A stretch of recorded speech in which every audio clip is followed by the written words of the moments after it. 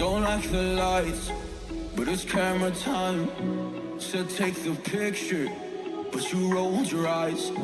Now I'm mortified and still terrorized. Push me behind to get me from my better side. I wanna push you back, but that's all you want. Wanna rub me up, I'm holding back. Trying to get me framed, throw me in cuffs. Said I attacked you, that's just a false truth. No need to argue, and yeah, I've had enough. You follow me anywhere I try to be alone. I find you there. There's more to me. Everywhere I try to go alone, I find you there. You follow me anywhere I try to be alone, I find you there. Oh, there's more to me. Anywhere I try to be alone, I find you there. I find you there.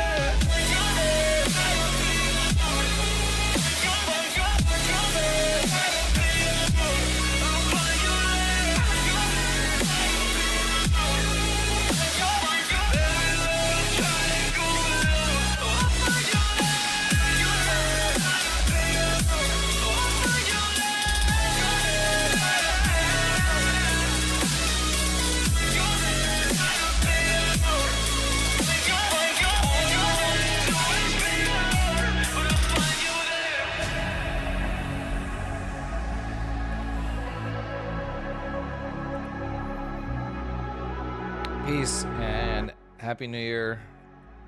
If I haven't said it to you already, Happy New Year.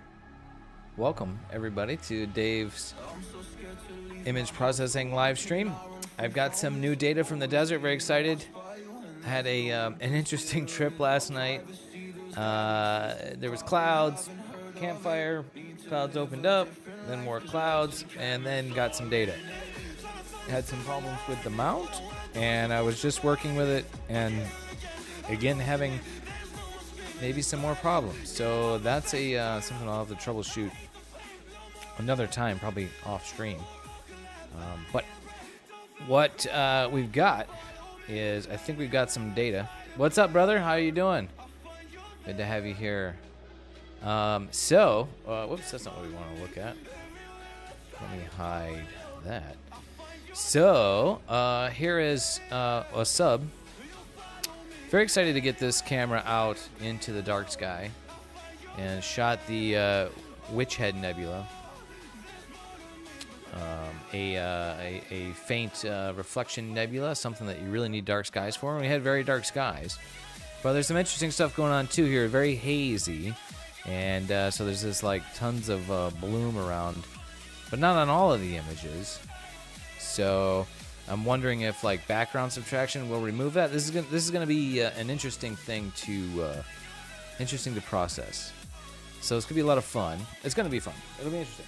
What I'm doing right now though is I was hoping to have this done before the stream started. I'm trying to shoot new flat frames because this is with a different filter. So all my other images I've been using the Optilong L Enhance filter from the city and the light pollution, but this was with just a UV-IR filter. So I want to shoot new flats, and so I'm kind of going through that process, which is super exciting, shooting calibration frames. So let's bring up remote desktop, and you can see what I've got here. This is not right, and I'm thinking I think what's going on is the panel was so bright that I had to turn the exposure time up, or reduce the exposure time really low, and I think it's getting scan lines is what that is. So I'm gonna try the same thing, reducing the screen brightness.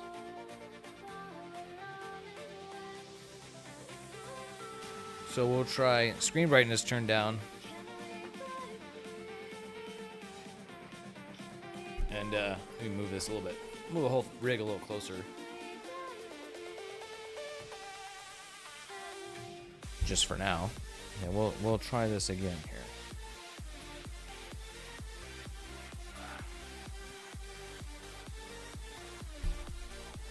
Super awkward to hold.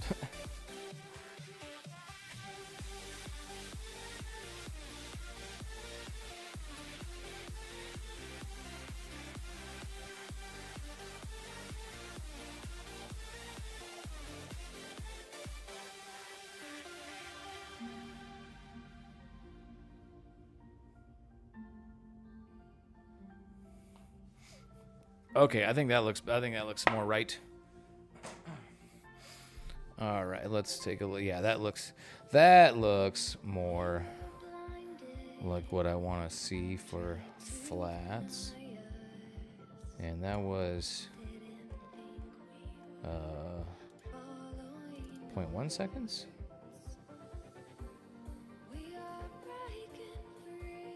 Oh, yeah, okay, that was 0.1 seconds. Yeah, I think that's what we want to see for flats right there in the histogram. Groovy. Okay, so now we'll need to shoot dark flats to go with that. Let me copy those over. What's going on there, Pippi Land? How's everything? I think you said you're in Portugal, right? What's good with you? Hopefully you have some clear skies tonight. Let's see, calibration frames. New, I'm gonna call this flat UV IR filter.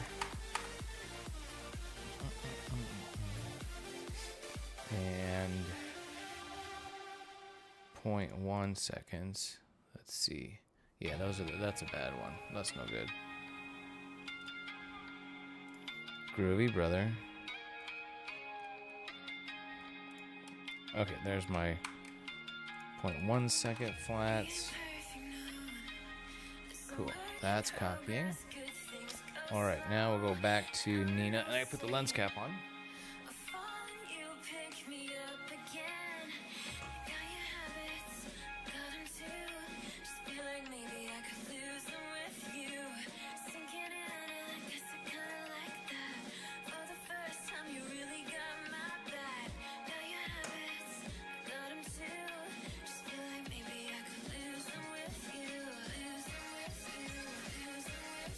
And I'm gonna throw some gaff tape on here.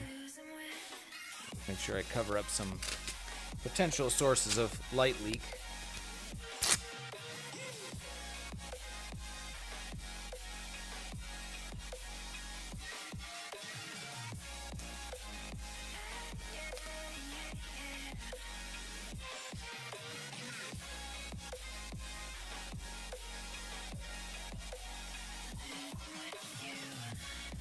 I'll probably do. And now I'm just gonna do this manually. I need to shoot 0.1 seconds. It was 0.1 seconds, right? Projects, 0.1 seconds, yeah. Yeah, so we'll save that as DF for dark flat. And yeah, we can just run that. Yeah, while I'm doing that, I can tell you about we had a an interesting trip. I got some video here to share. Let me pull this up. So the forecast was good, but I roll in there tomorrow or yesterday afternoon, and high clouds, cirrus clouds, wispy clouds, and some like lenticular clouds coming up over the mountains. So it was not looking very good.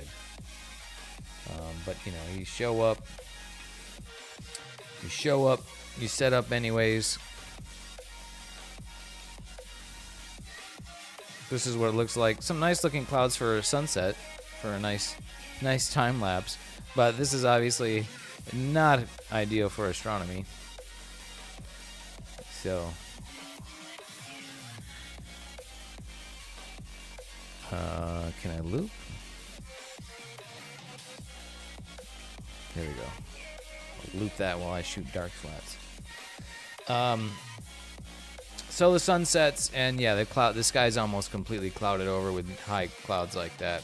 And it's really it's interesting. It's kind of eerie dark out there because there's no, normally if it's kind of overcast like that in the city, the light from the city bounces off the clouds, and so the whole sky is, kind of bright. It's kind of lit up. But out there in the desert, it's just eerie dark. Like that was kind of a unique experience. I haven't seen anything like that. It was pretty wild. Fortunately, my buddy Dan was out there, and he had a bunch of firewood. So it's like, well, we'll burn stuff and drink beer, and that's what we did. And the sky would kind of start to clear up. I'm like, oh, we can see some stars, and then like, oh, we can see Jupiter. Okay, let's look at Jupiter and look at Mars in the telescope. And it wasn't good conditions, but we could see stuff. And I got to see the crescent moon was kind of neat looking, and the Venus. So I got to see the planets. What's up, Michael? How are you? Where is that? This is up in the California desert, a place called Panamint Valley, which is it's like one valley one valley to the west from Death Valley. It's like you got Death Valley mountain range, then you got Panamint Valley, a couple of mountain ranges, then you got the Owens Valley, then you got the Sierra Mountains. So this is about 3 hours north of LA. It's dark there. It's very dark. It's a Bortle, Bortle 1 probably. So when there's no clouds, it's pretty okay. It's a pretty nice spot. You know the area? Oh, okay, cool. Have you done some astronomy over there, or other activities? Because there's not much else out there. There's a gravel quarry. So maybe you're in the gravel business. This is near the nearest town. There's like a town 30 miles south called Trona, and it's basically like a gravel mine town. Okay, 21. Well, I don't need 21. I only want 20. Okay, I'm taking dark flats, and I'm showing you guys. You were born and raised in SoCal. Cool, brother. Are you still in SoCal? I'm in SoCal. Calibration frames. Dark flat. 1S.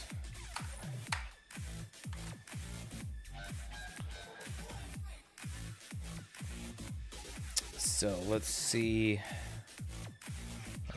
Here I do have another.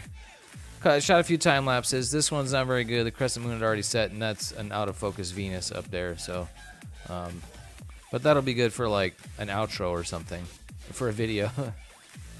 And then here you can see the high, misty, wispy, hazy clouds overhead. It's really clear in the time lapse.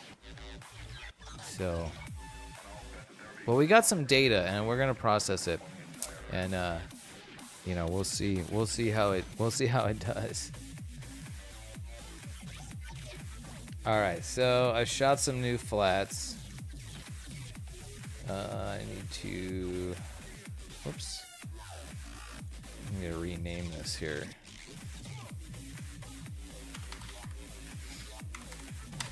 Okay, we are ready to go. And I really just don't feel the whole dubstep stuff.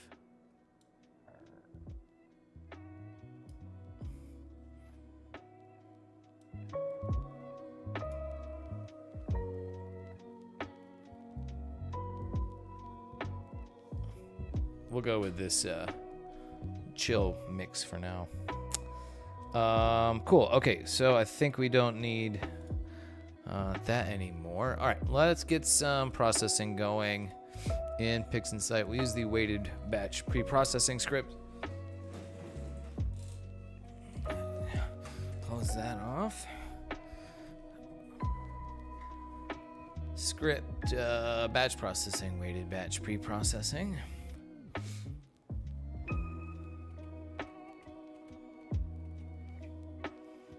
Okay, let's see. Yeah, those bias should be there. Okay, we need different dark flats. So let's see. Now in the middle, Tennessee. All right. Dark flat 0.1 seconds. Flats. Clear those. Add flats. Flat UV-IR. That's this filter.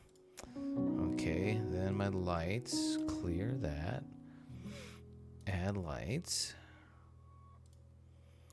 IC2118. First imaging of 2025. 33 sub exposures. So let's see. I got bias frames. That should be the same.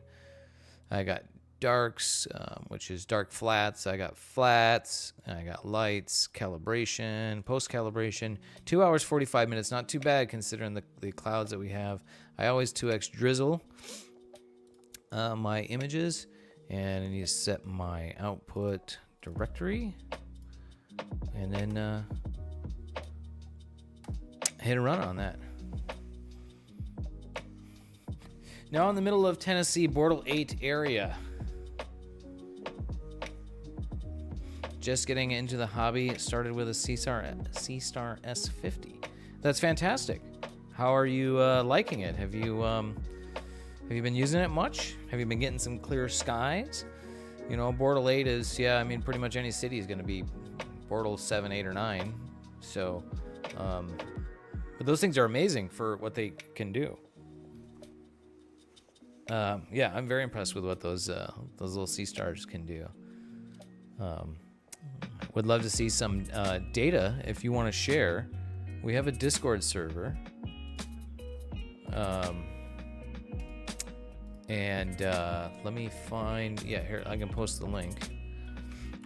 Whoop, whoop, whoop. We got Cat on the lap. Yeah, so if you'd like to share, you know, your data, get processing tips, or, you know, just share what's going on and with your astrophotography, got a Discord server going, so we would love to have you in there. And the cat wants my lap. Say hi, Mr. Cat.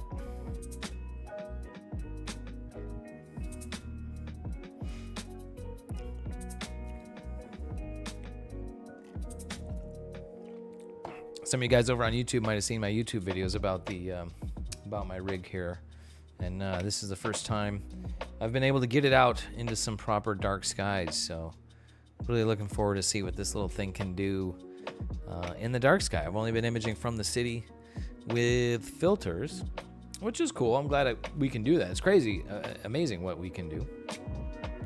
And but you know, to get the best, you really got to get to some dark skies.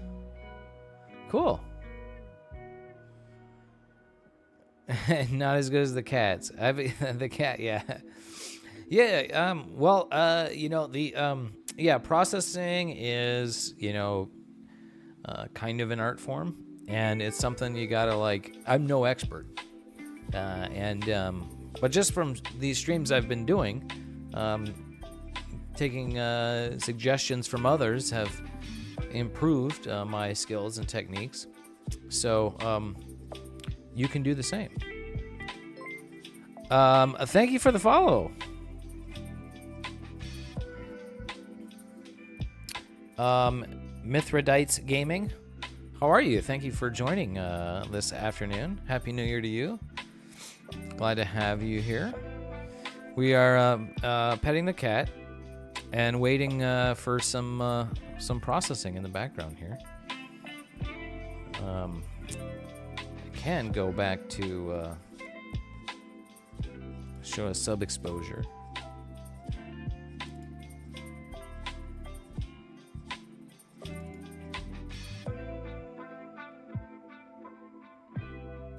So this is the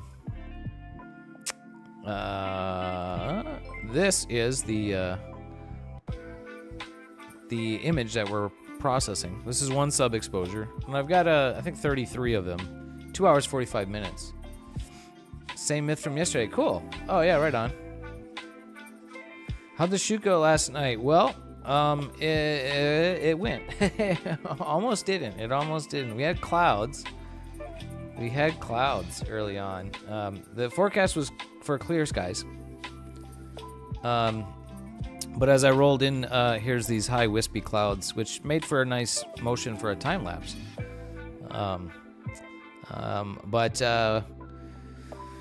So as the sun set, the clouds were there. Couldn't do anything. Fortunately, my friend Dan had a bunch of firewood, so we burned stuff. We made a fire, and sat by the fire and drank beer. And then the sky started to clear. And we're like, hey, it might be good. And then we got up and we looked at the planets in the telescope. And then the clouds came in again. And we're like, well, put another log on the fire and drink another beer. And, got to the point where it's like, oh, we got one log left, and like, sure enough, like we put the last log on the fire and then like the sky looked clear. It was still pretty hazy, but it cleared up enough to, I went all that way. At the very least, I wanted to get the rig out, and make sure I could do like polar alignment, as I've only done that from my balcony here. So I wanted to, get that, try that out, at a distant, a different place. And so we, had no problem getting it, aligned and set up, and then plate solving. And then it's like, well, we'll just, see if it can image. And sure enough, it did. So how long per exposure? Those were 5-minute exposures. I've been shooting 5-minute exposures with this rig, and that's been working pretty consistent for me. PP Land, not good at editing. It's fun and relaxing. Yeah, you gotta just try stuff. Watch the tutorials, watch the stream, you just gotta try. There's a lot of guys that'll share data sets, and I should do that too. I should post my data sets on the Discord, or maybe like a Patreon member bonus or something. I don't know, but I could share data sets, so you could practice, like editing my data and see what you get. That might be kind of fun. Yeah, it turned out to be a pretty nice night. It wasn't too cold out, and my friend Dan is a fellow astronomer, astrophotographer, and also telescope builder. So it's like we could talk all night about the same interests. You go out there to do astronomy, but if you can't, sitting by the campfire, shooting the shit, drinking beers is, made for a pretty nice night. And then it cleared, and then we got to do a little bit of visual astronomy. Got to see the Orion Nebula in my 12.5-inch telescope, which is always spectacular to see. And Mars was pretty cool to see. Mars, that we could see the polar caps on Mars, which I could see that from here, but it was cool to see out there too. Jupiter was looking cool. Could see the red spot on Jupiter. Saw Saturn, Venus. So I mean, it was a night of full activities.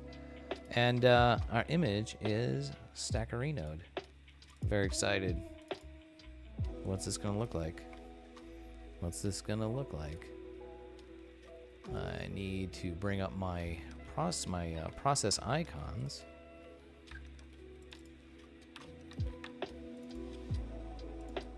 Do an unlinked auto stretch. Ooh, look at that. All right. Okay. Hold on. Sorry, cat. Oh, hold on.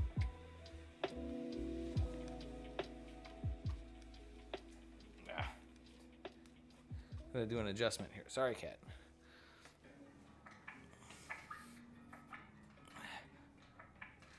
Okay. Sit up a little bit higher here. Alrighty. Well, take a look. Look at that. The stacked image. Wow, there's a lot of data in there. So there's some gradient. Definitely, that's to be expected. And this haze around the star here.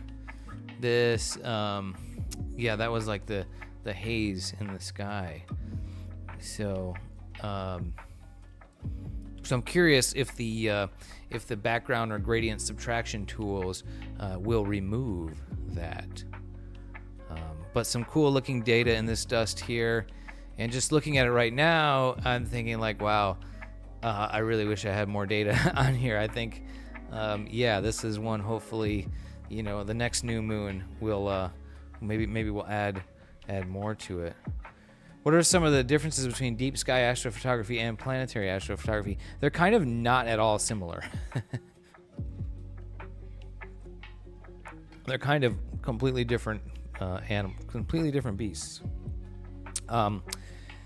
The main difference is deep sky astrophotography. You're taking pictures of things that are very dim, very low light.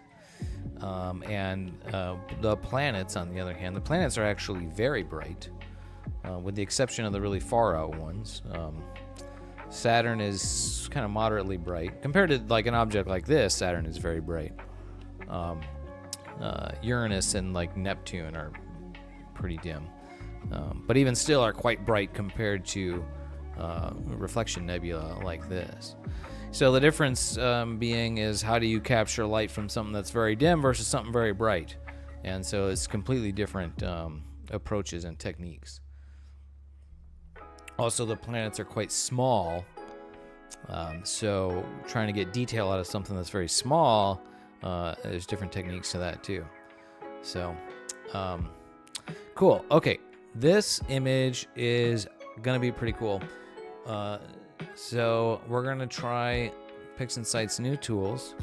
So we need to do spectrophotometric flux calibration, and this, let's see. Oops.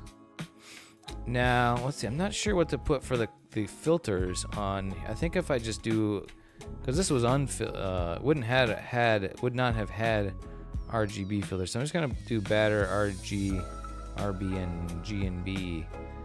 I think this will work. We'll try that.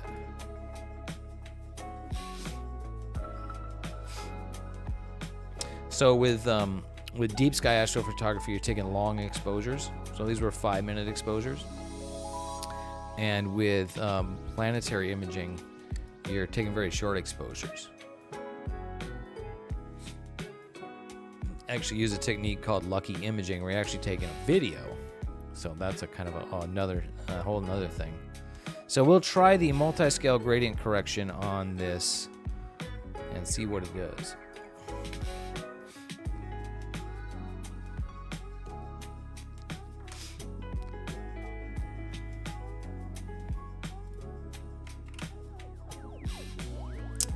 Okay. Well, it did a thing. It definitely corrected the gradients.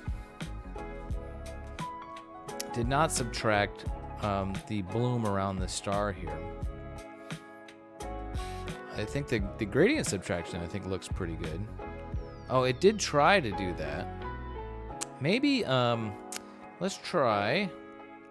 I'll undo that. I'm going to reduce the gradient scale down and try that at a smaller gradient scale. See if maybe it sort of identifies that as a gradient to remove.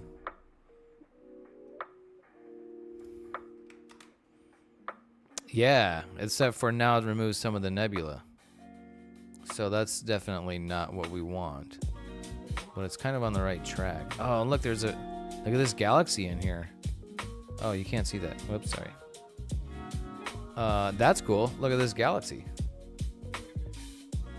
What am I running for PC? Specs are in the description on the page. It's a Ryzen 9 7950X with a 4090.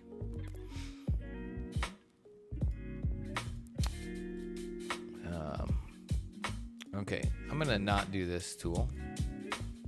Undo that. We'll try Graxpert. See what Graxpert does with this. I'm gonna bring the smoothing down. Try that. Yeah, the 7950X CPU is yeah, is useful. With the image stacking, it ends up doing a lot of work and makes those things go, those processes go quite a bit faster. Okay, Graxpert always does. Well, this actually looks like it kind of pulled out maybe a little bit of color in the nebulosity there too. Hey, PP-Land, thank you for becoming a channel member. I appreciate you. I hope I'm pronouncing that name right. It sounds funny to me to say PP-Land, but if it's like Pippy-Land or Pip, Pie-Pie-Land, thank you for being a channel member. Appreciate you.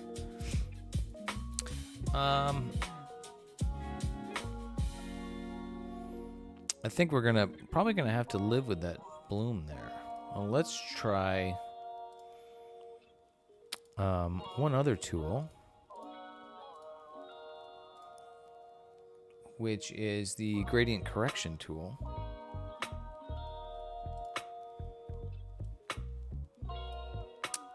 And we do,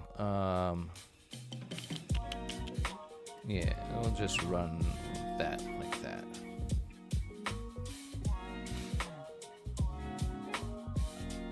I am saying it's right. PP Land, cool. Cheers. Are you doing some astronomy tonight? I think I was asking if you have clear skies. We were supposed to have clouds tonight, so that's why I'm streaming during the day. Also, I couldn't wait. I couldn't wait to process these images, but we'll see. Yeah, yeah. It's supposed to be a lot of clouds coming in, like 9 or 10. So I don't know. Maybe I could get, might be able to get a couple hours of data tonight. Might not be worth it. I don't know. We'll see.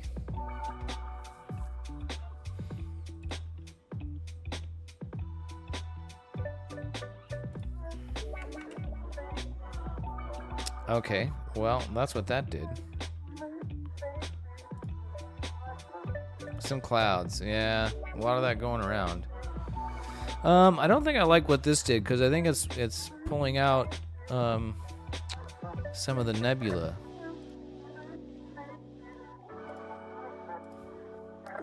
Maybe not.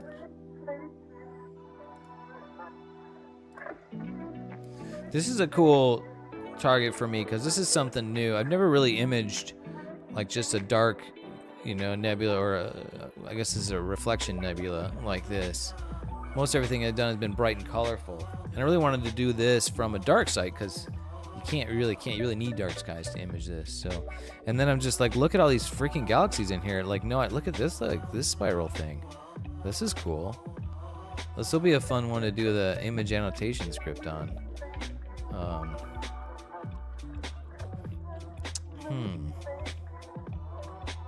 But I'm still not satisfied with the gradient removal. One more tool to try, which was a script from SETI Astro, automatic DBE. And so I tried this on the last few images I processed, and it worked really well. So we'll give this a try again.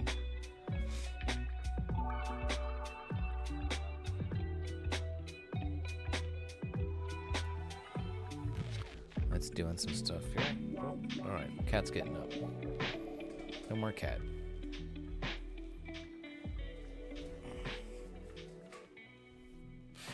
Gradient removal complete. All right, let's see what we got here. Okay, it looks like it didn't touch the structure at all, and it pulled out a lot of this blue haze here and up here. So that's probably pretty good. Let's take a look. Yeah. I think we'll go with that. Yeah, there's like, we're gonna have hazy stars. That's just gonna be in there. But there's some earthly nebula for you. But there's some really faint bits of the nebula over here too that's in there, and so, all right, we're gonna go with that. And this is IC 2118. IC 2118, the Witch Head Nebula. And just looking at this here, like, yeah, I really want to get like a ton of data on this. So, we're gonna need to, hopefully, fingers crossed for some clear skies next month. We only really have another month probably to shoot it where it'll be practical. So, next step is Blur Exterminator. Just run that on the default steps. And let's see.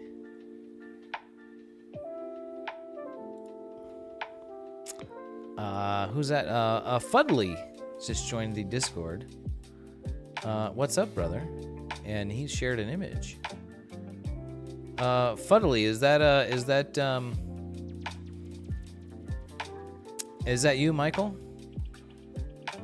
On the Discord? I imaged Medusa Nebula last night. Let the device run all on, grab 4 hours worth of 10-second images.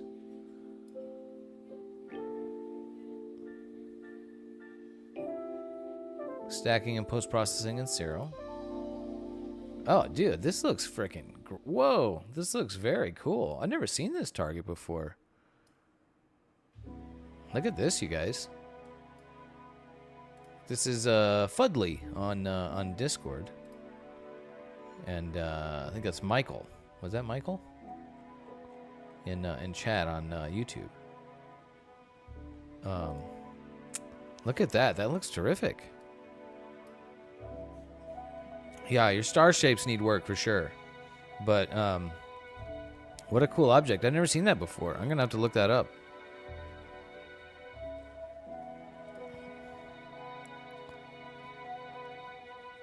And I think I can't click off of PixInsight when this is running, or else it stops.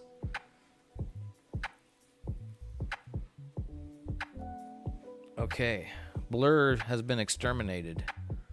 Always like to do the before and the after. Oh, you know what? I didn't want to do Blur Exterminator yet. No, my bad, not yet. We need to do color calibration. Forgot. Spectrophotometric color calibration.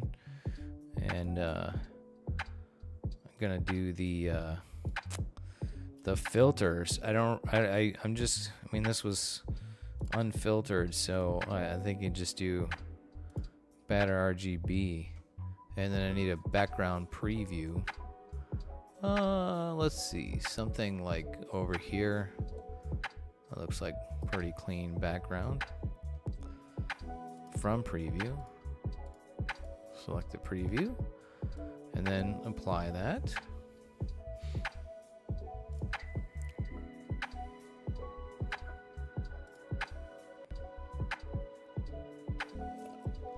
I'm all out of beer too, so.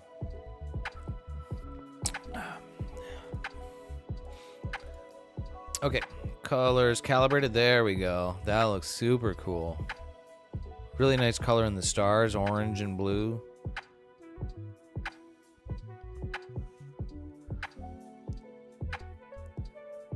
Crazy that I'm able to see this through, the amount of haze, but we're still able to see this. Oops. Okay, now I run Blur Exterminator. I don't really know if it matters to run Blur Exterminator before or after the color calibration, but I don't know. I feel like I want to do it that way. I've always done it that way. Like I try to get that image fully calibrated first. So like gradients removed, colors calibrated, then start working on kind of the processing, right? That's kind of my thought process on that.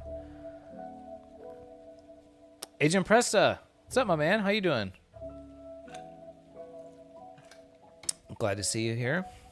We're playing with space pictures again. Check this out. This is a reflection nebula called the Witch Head Nebula. Shot this last night from the desert, very dark sky site.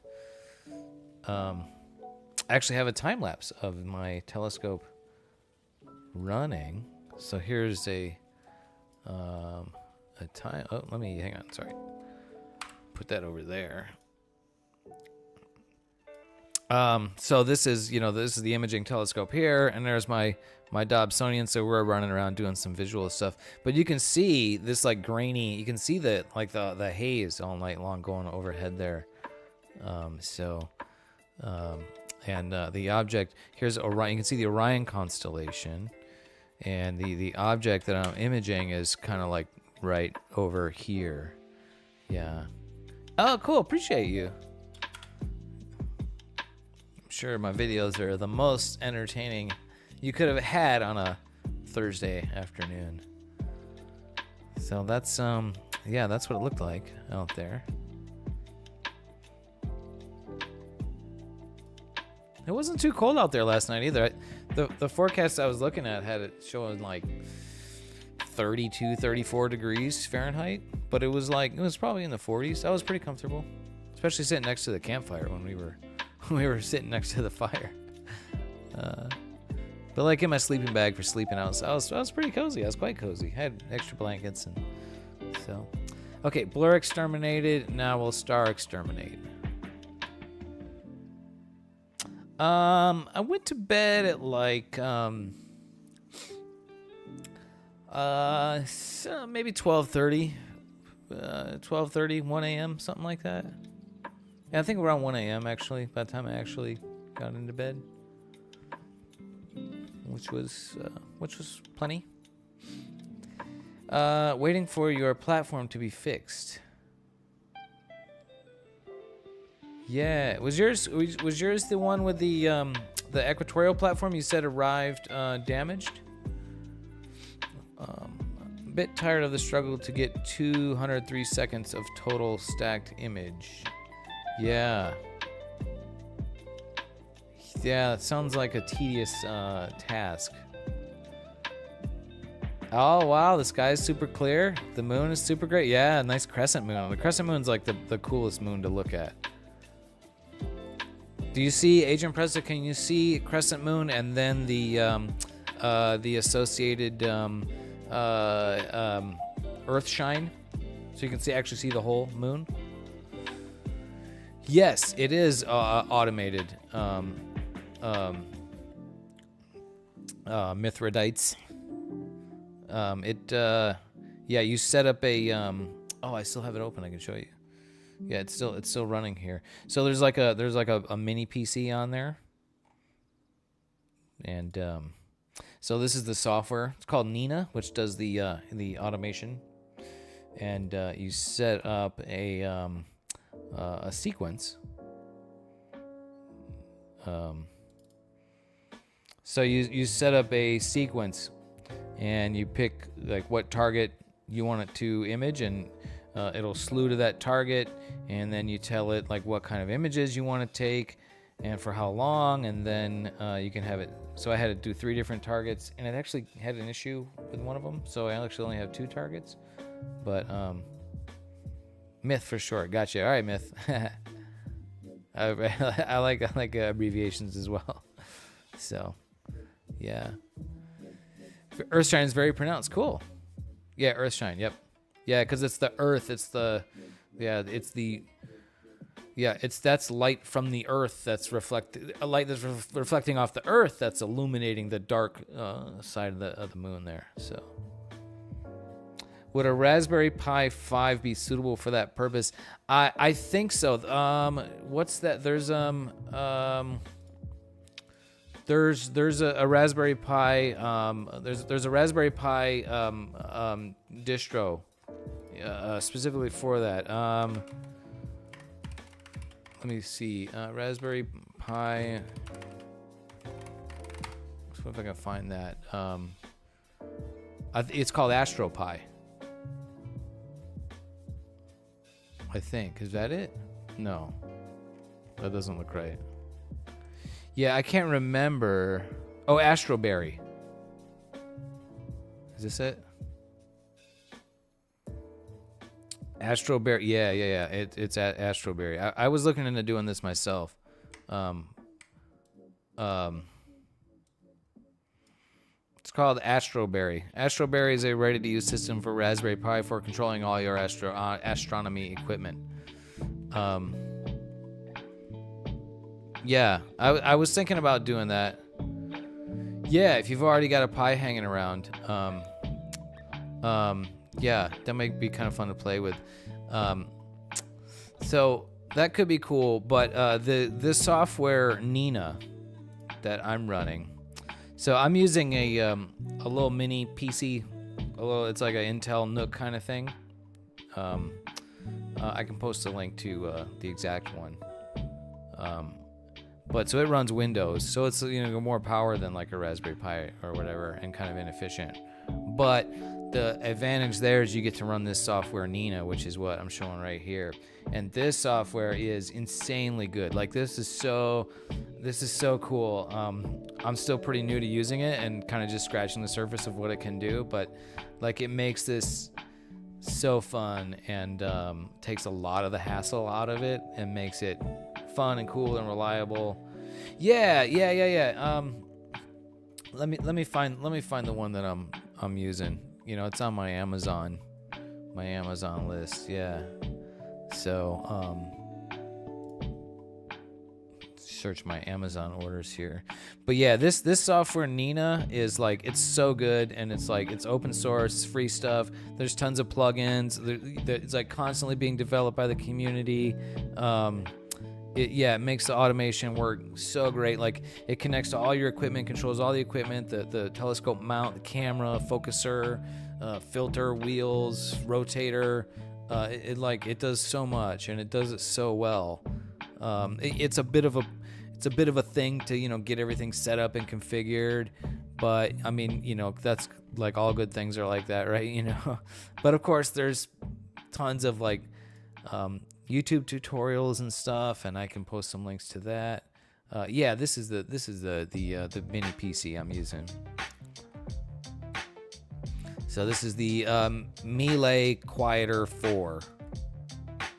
$230. This thing works really great. You just got to make sure it has adequate airflow for cooling.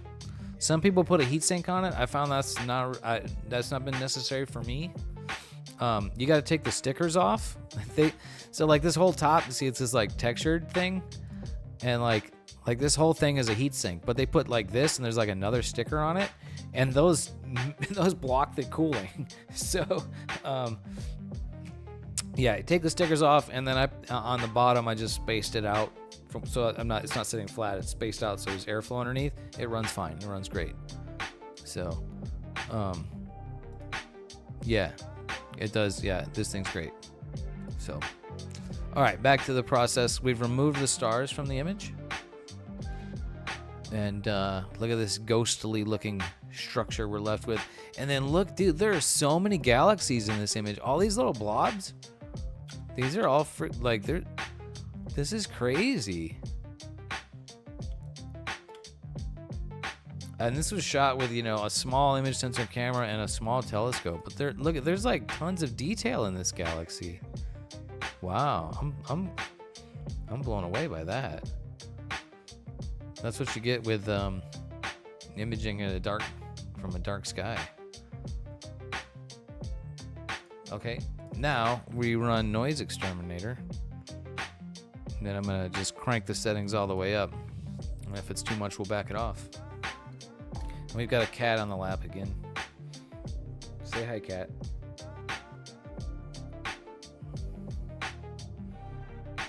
All right, noise has been exterminated. Yeah.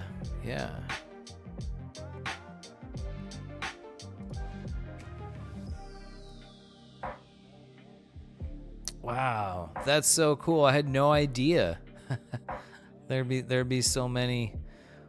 So Agent Presto, when I'm finished, there's a cool script that will annotate the image called image annotation. And so it'll label all those things and tell me, because all these galaxies will be cataloged, and it'll tell me, what they are. So yeah, everything in here that's kind of white and fuzzy and is a galaxy. That like these are all galaxies. So this main structure, this cloud here, this is in our galaxy, right? This is like a foreground object. But all these, so this is a foreground object and not all that far away. This is near the constellation Orion, which is like in the closest spiral arm to us. It's like I don't know, a few thousand light years away or something like that. Maybe a few hundred light years away. But I'm sure these galaxies are going to be millions of light years away. Like tens of millions of light years away. 10, 20, 30, 50 million light years. We can look it up. We'll find out. It'll be fun. So,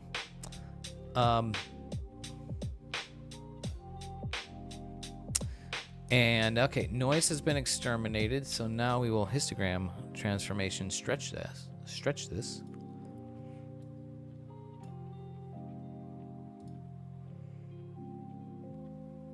Yeah, it's got this spiral structure in it. Like, to be able to actually see that structure, it's a little bit over sharpened, which is why it looks, I kind of put too much sharpening on it, but I think in the, when you zoom out, I think it'll look kind of cool. So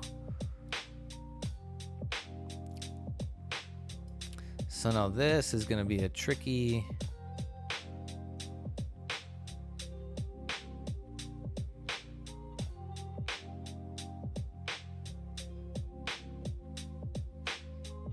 I've not processed an image like this before, so this is kind of new to me. So this is one that I'm sure I will revisit many times to find what looks best.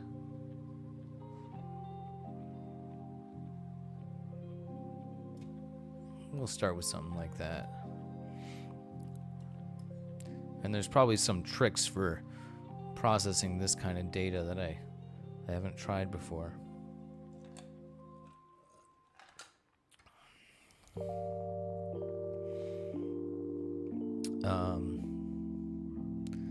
Cool, okay. All right. We'll try a local histogram equalization to see what this does to it. It adds some detail in there.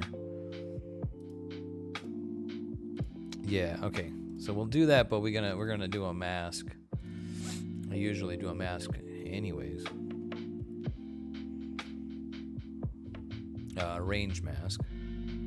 So we really only want to add detail in there.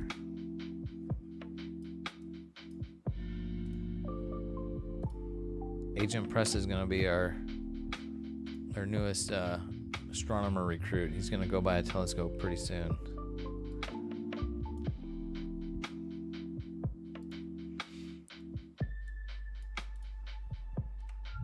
Okay, so we got a mask. Oh, whoops, not that. Local histogram equalization.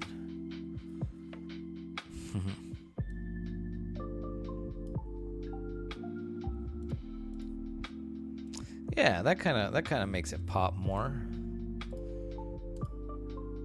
That's a good tool to add. I'm gonna have to Google some tutorials on this specific object.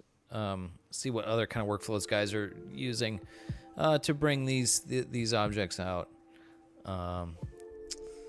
Because I don't really know that many other.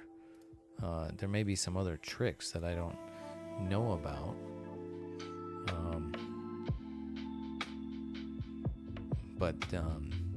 Yeah, that's pretty cool.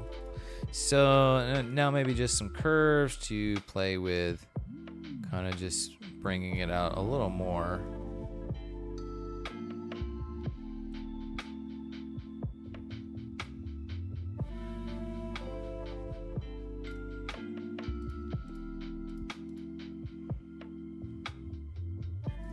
This makes those star blooms also kind of blow up. Yeah.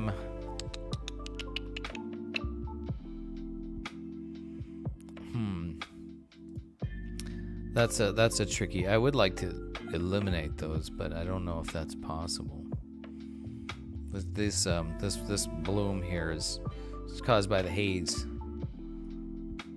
the clouds in our atmosphere from where I was shooting through last night. So let's see, what could I do? I could mask. Let me see, can I range select that? Yeah, not really without pulling this. Oh, I could, let me see, maybe I could try. Yeah, that would be tough. Like I could draw. There's a script to do a like draw a manual mask around this, but since it's so diffuse, it would be really hard to sort of match that fall off and like, yeah, to dull that. I think we're just gonna have to leave it for now.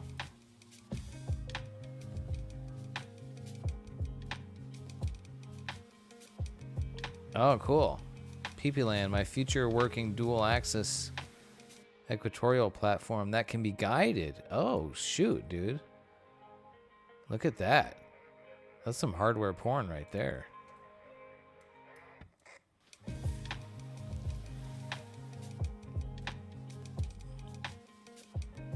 Yeah, you got steppers, the planetary gearboxes there, and a coupler. Looks like some rollers. Yeah. That looks cool, man. So that's what you were saying was broken? Like it arrived broken from shipping, right? I think he said.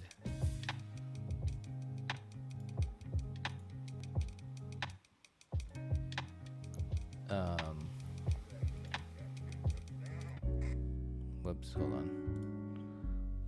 Trying to figure out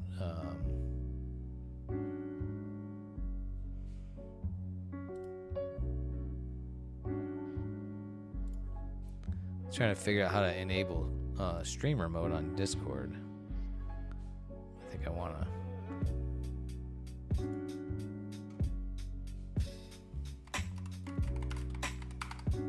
I disabled it.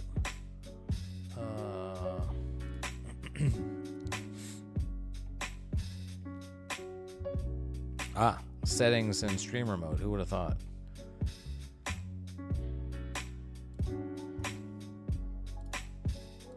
There we go. Okay, it's better for when streaming. Yeah, that thing looks cool, man. Yeah. Okay, well, we're just gonna leave these big blooms in there for now, because, yeah, I think they'll be reminiscent of that night where there was. There may be a way to remove them. I'll have to do some Googling on that.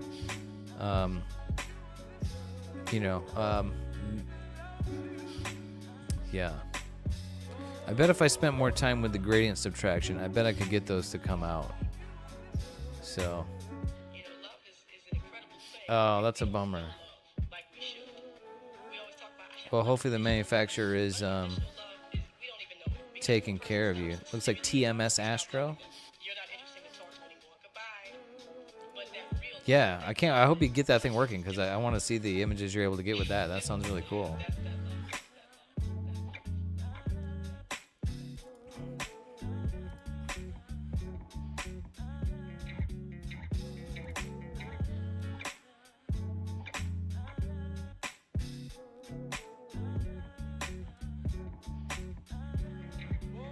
I think what we want to do is just try to increase the midtones here.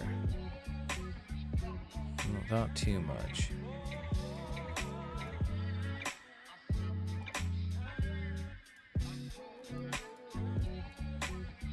Yeah, maybe like that. That might be a bit much, but a little bit weird. Yes, they are taking care of you. All right. Yeah, that's, I think, what we've got with the nebula there.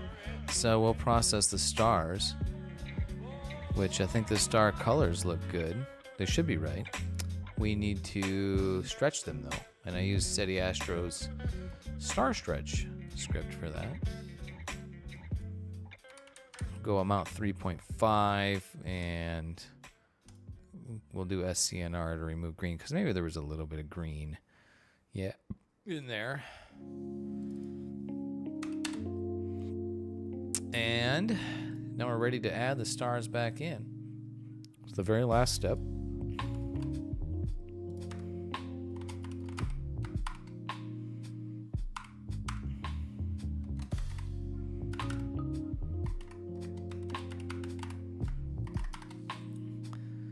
Combine and screen the stars. Put them back in there. And there we go.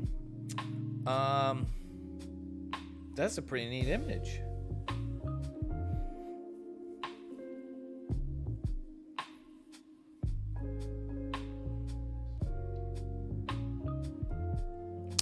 Definitely makes me want to, you know, shoot it again. These galaxies, dude, that's kind of blowing me away. Definitely blowing me away. I had no idea we'd be able to see that in here.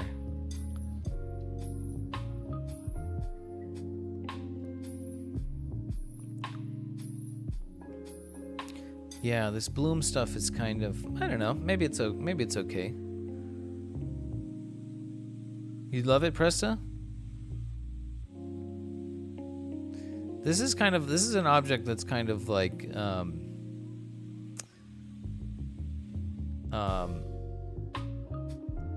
know, it's kind of less exciting from, you know, the really bright, colorful emission nebula. But that makes it also kind of more obscure and, you know, unique.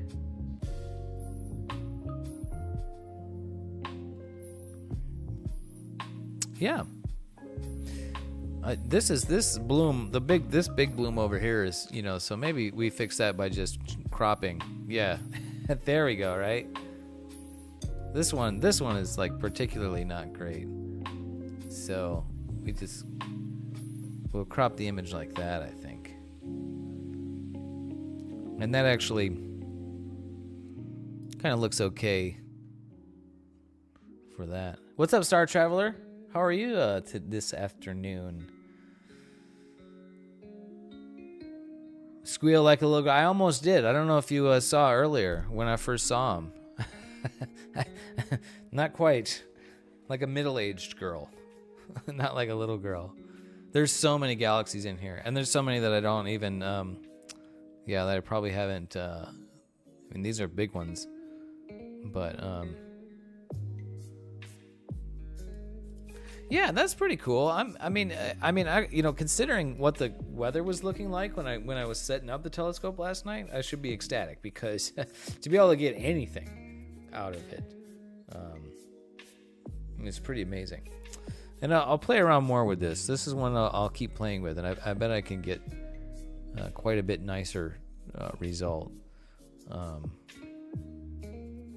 I probably will do that off stream because I'll have to do some Googling and there's probably some scripts, you know, and so, yeah. Actually, I might play around with it a little bit. But first, we need to save this. Save it what I have. This is IC-2118, I think, right?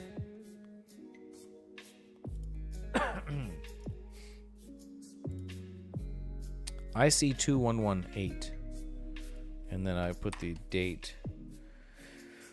Holy cow, it's the 2nd already of January.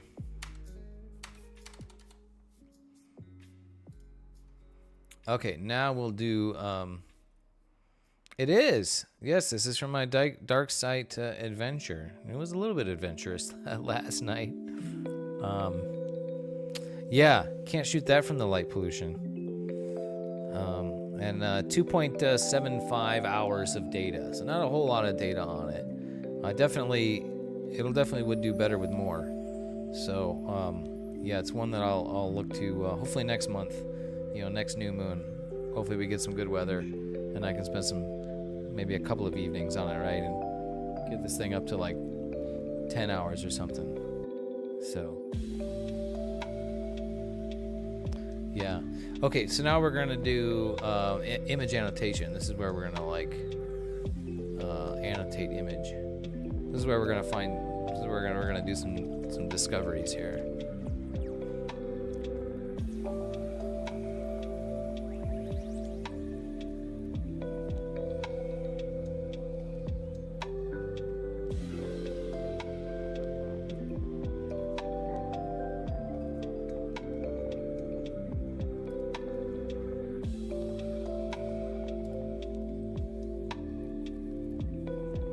It's about 3.5 hours away, Presta. So not too far.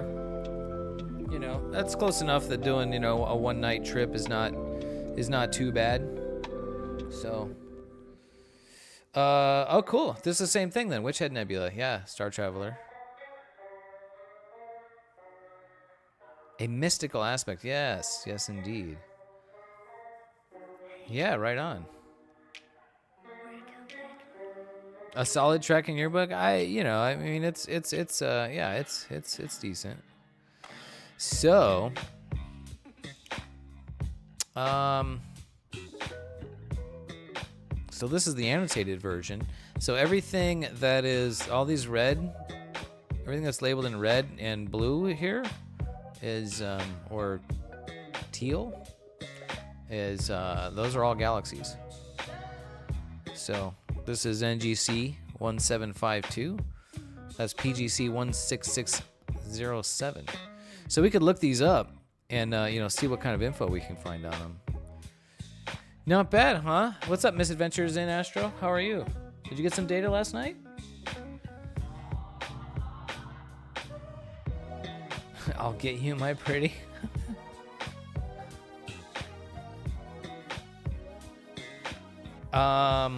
Yeah. Myth, we could do that. It's not, I mean, it's not really anything unique. It's, I think it's the same as setting up, hey, if you think you would benefit, then, that might be a good, video to put together. So, but there could be some nuanced things that maybe you don't think about and that, that you gain with experience. So I want to look up some of these galaxies, okay,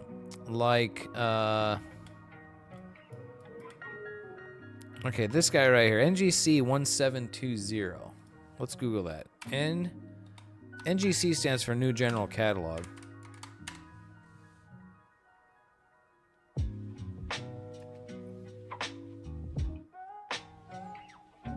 Okay, here's this guy's image of it. According to this guy, NGC 1720, a barred spiral galaxy. Blah, blah, blah, blah, blah.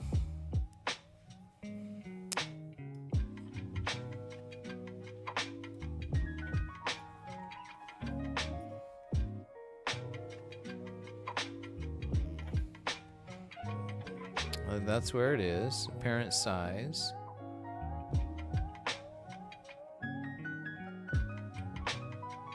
Rise and set times. Well, I want to know about the galaxy, like how far away it is and stuff.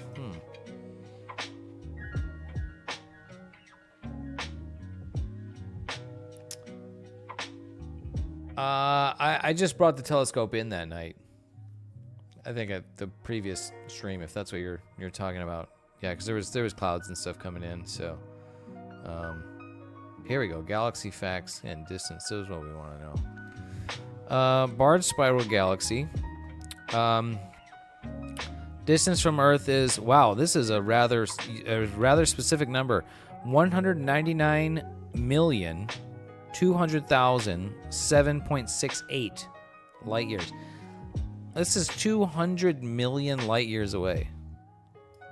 That's pretty far.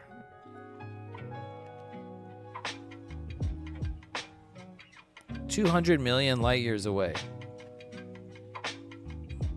199 million years old that data is. That's like before dinosaur time. 199 million years ago. That's crazy. Oh, Wizard of Oz reference, because it's the Witch Head Nebula. Get it? It's before my time. It's before my time. I appreciate pop culture references in general, though.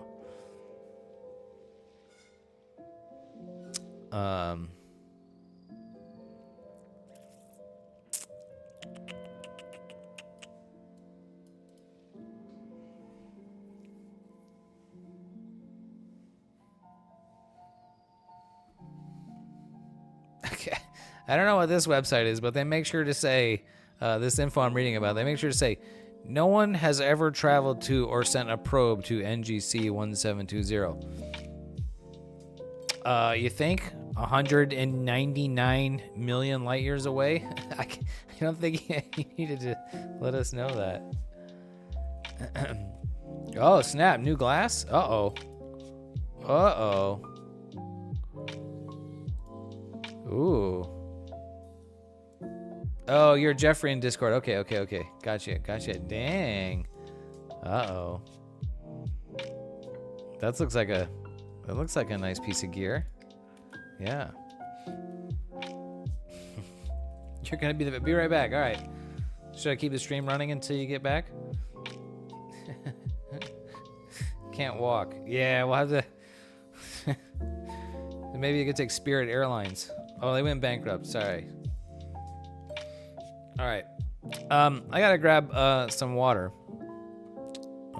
So SV Boney SV3 503. Oh, sorry. Around here we call it SV Boner because I had a slip of the tongue the other night when I was drinking some beers, and I accidentally called it SV Boner, and it made me laugh. So you got an SV Boner over there. That's a pretty big SV Boner, 102 millimeter. Nice. Right on. That's gonna be fun, dude. Okay, I'm gonna be right back. I gotta top off the water. Sorry, cat. I have to get up.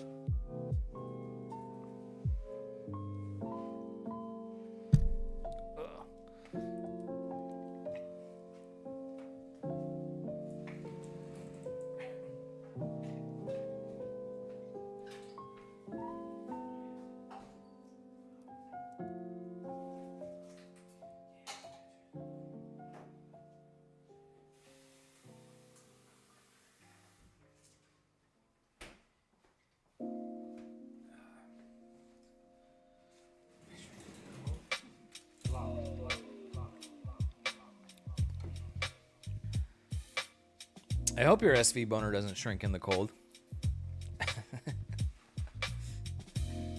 That's it. You paid for all that aperture.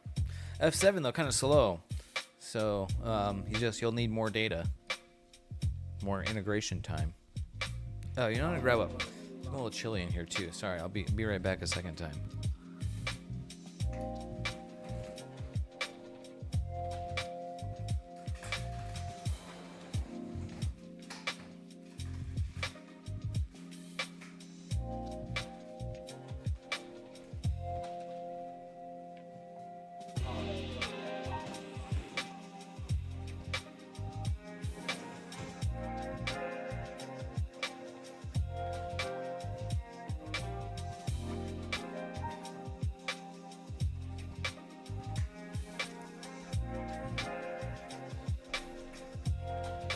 All the data.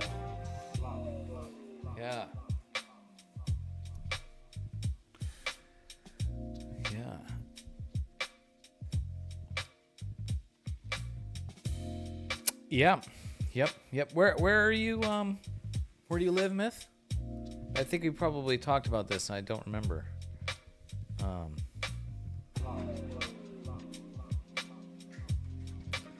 I think one of the keys with astrophotography is you want to be able to set everything up, and run. Oh, yeah. Okay. Yeah, right. So you'll want to do all the configuration and setup and practice and learning at home, so that when you drive 3, 4, 5 hours to a dark site, then you won't have any surprises. Even down to the details, you can run everything on AC power when you're at home, but you need batteries, assuming you're going to a site where you don't have power. So when you're at home, you want to practice using your batteries just to make sure how long they're going to last, or there's some other weird little nuance with maybe the battery auto shuts off and ruins your, shut your camera off. Weird things can happen. So you want to dry run practice everything at home before you go, you go out. Because the worst thing is to be out in the pitch black in the desert in the freezing cold, troubleshooting Windows drivers or some shit, right? So definitely don't want that. Okay, that's the annotated image. We could just spend all day like looking up these galaxies. But we've got another image to process, and actually, I want to keep playing with this too. I want to see if I can kind of subtract those halos a bit. Maybe like a couple of different types of background subtraction. But we'll save this. I've been having fun with these annotated images, so. Fight like you train. Oh wow, yeah. Bring this. Bring all your marine training to astrophotography, and you'll be a master in no time, bro. Yeah, got it. Exactly. Practice and muscle memory. It's a lot. You wouldn't think of it, with like setting up and running telescopes, but it do be like that. Where is?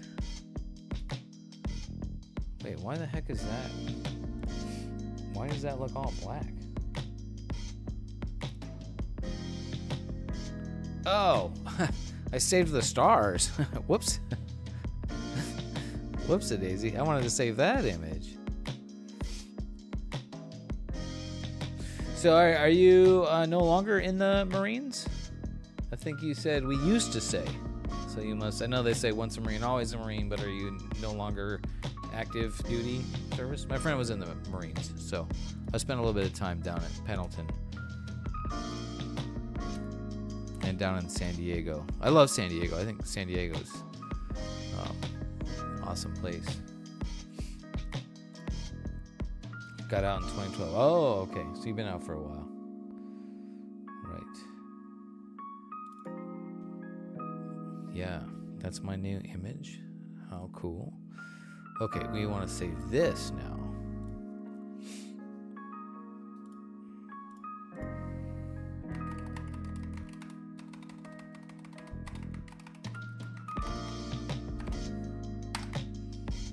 From 2004 to 2012.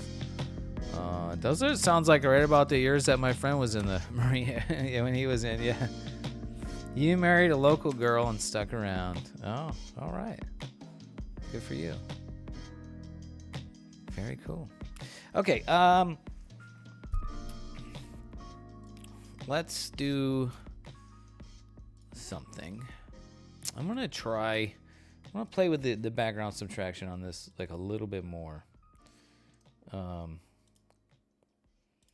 Cause I feel like we can get it to subtract some or all of those star balloons. Like perhaps doing some manual subtraction. So here I'm back to my stacked image.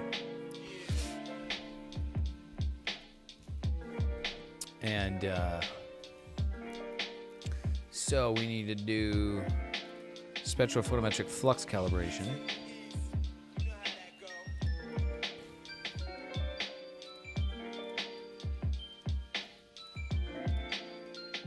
What Myth? What camera do you have, or do you plan on using?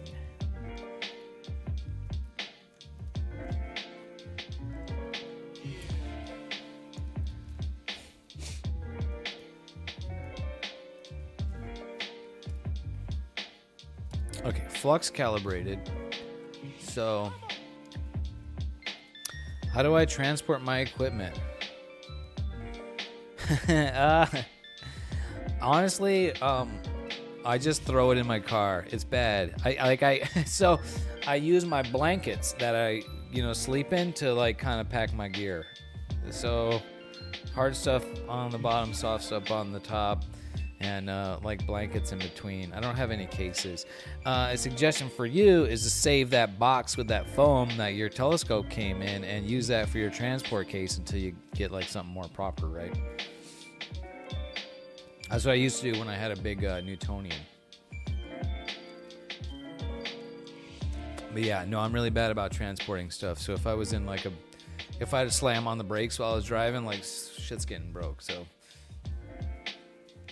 I should work on that.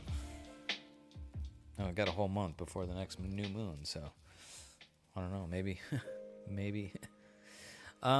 Okay, so let's see. What I'm thinking is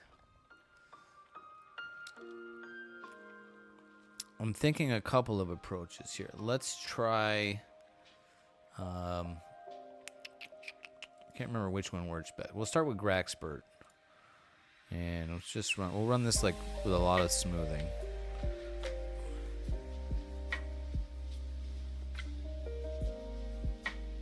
Yeah. Yeah, cases are expensive. Like Pelican cases are crazy expensive, right? So yeah.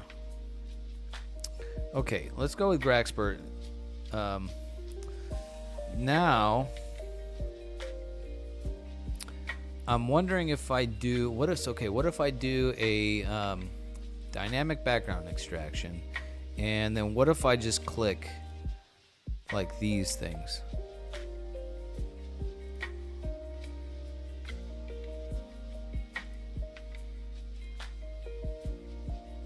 Oh, it doesn't let me. It says these are like bad samples. Oh, maybe because it doesn't think they're background?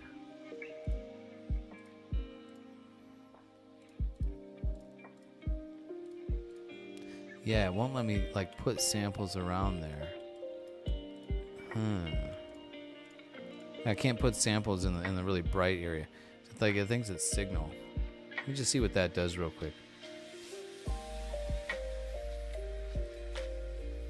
Yeah, that is not working. Yeah. A bag from SV Boner for $100. Yeah. Yeah, having nice cases is cool, right?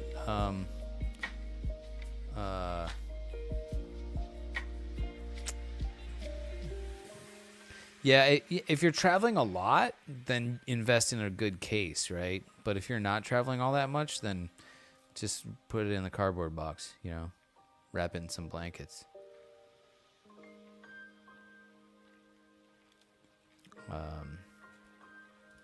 Okay, I think I didn't actually have this set to, let's see. So I haven't actually used the dynamic background extraction tool in a while, because this tool is kind of obsoleted, but since I'm trying to remove just some specific stuff here, then we'll see. Yeah, there's a lot to consider when buying cameras. You can probably do a lot with your Nikon though. All my early images were with a Canon 7D Mark II. So let's see. Yes, I had target image correction set to none. I need that to be subtraction. And yeah, you'll be able to do a lot with your Nikon. I don't know Nikon's their camera line, so I don't know where that is in the range, how well that it will, but just a regular DSLR can do a lot.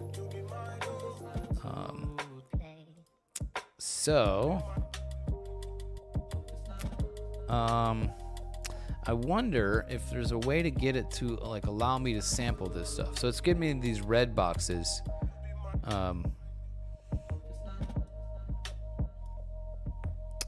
Which means it's a bad sample. It thinks it's a bad sample. I wonder if there's a way to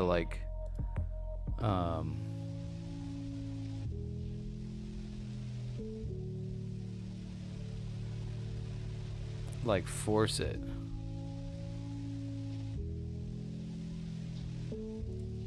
Is that model parameters?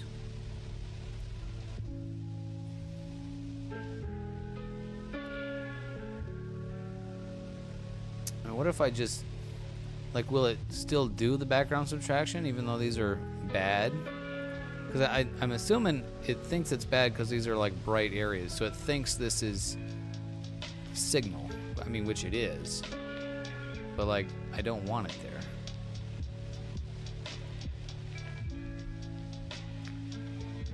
Okay, so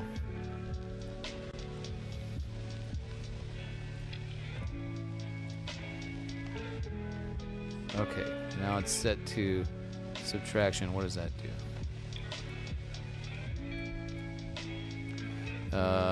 Cannot execute, blah, blah, blah. Oh, okay. Yeah, it doesn't let you use those ones.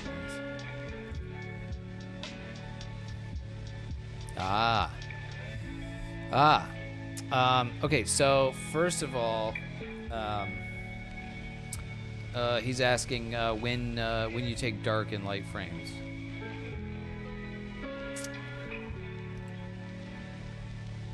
Okay, so here's the deal. Because you're shooting with a DSLR, you cannot shoot dark frames.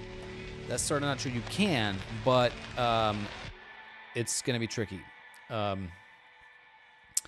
So your dark frames need to be very close to or the same temperature as your light frames. And that's one of the big advantages that you have with a proper astronomy camera that has a Peltier cooler. You set the temperature.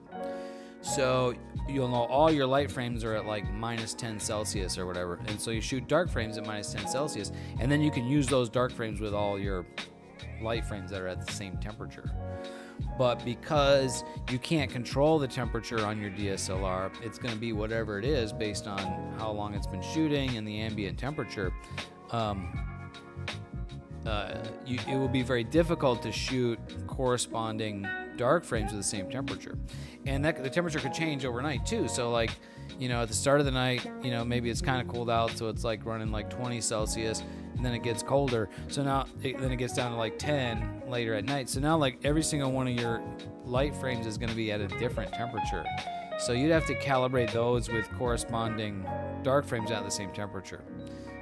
That would be difficult. So when I was shooting with the DSLR and with the images I'm processing now, I'm not using dark frames. Ambient temperature is important only because you can't control the temperature of your camera because it doesn't have a cooler on it. So that's kind of a long-winded way of saying don't bother with dark frames. I'm pretty sure if you try to calibrate dark frames, it'll make the noise worse because you'll be calibrating dark frames with a different thermal noise profile than what your light frames are. So forget about dark frames. The most important calibration frames that you're gonna need to do is flat frames. Flat frames are going to be the most important that you'll want to do. You can forget about the other ones. Especially for starting, just worry about shooting flat frames. Learn how to shoot quality flat frames. Those are going to be the most important for sure. You can do like the t-shirt trick. I just shot some flat frames to start at the beginning of the stream, some new flat frames. So,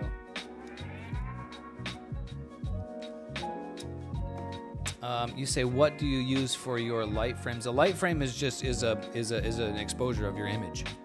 So a light frame is a regular frame.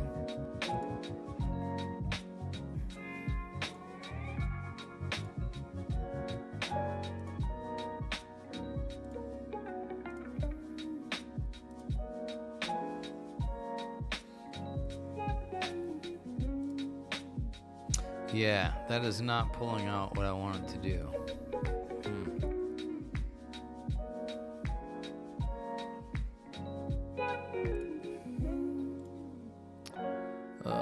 Whoops, not that one. All right, how do I get this to? Can I trick this?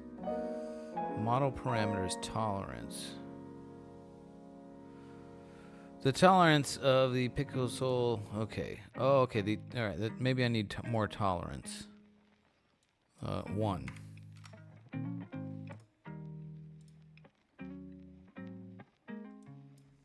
$10.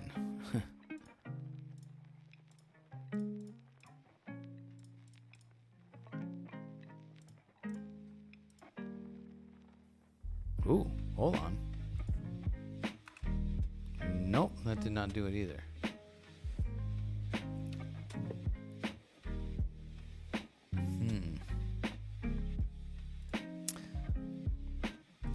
I feel like this. There's. Oh, it's sort of doing it. Huh.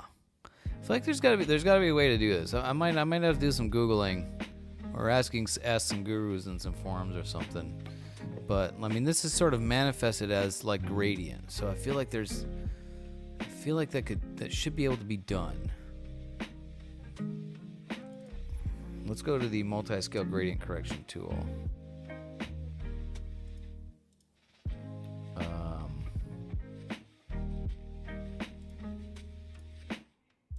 Kind of just playing around with stuff here. So I already did Graxpert to remove like the main gradient. Now I'm trying the multi-scale gradient correction tool. See if this will pull out those. And I think this sort of was doing that.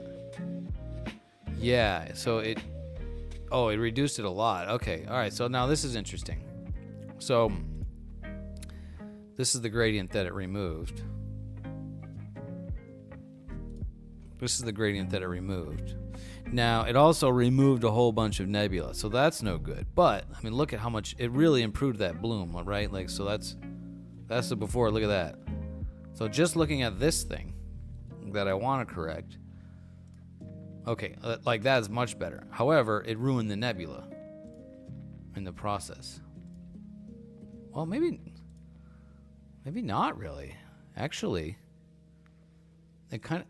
So when I look at the gradient, yeah, it definitely pulled some data out of there I didn't want it to. Yeah, and it overcorrected too. So this is what they call overcorrection, where it's dark here, background, that's object, and then there's this dark kind of halo around it. So it's overcorrected there. Okay, so let's try. So I got it to get that halo mostly out with reducing the gradient scale, 192. Now there's this setting for structure separation. Yeah, nebula goes away, so it's no good, right? So, but can we get it to? So the thing is, can we use this tool to get it to remove just that halo, but protect the object, the nebula, right? That's what I'm trying to see if.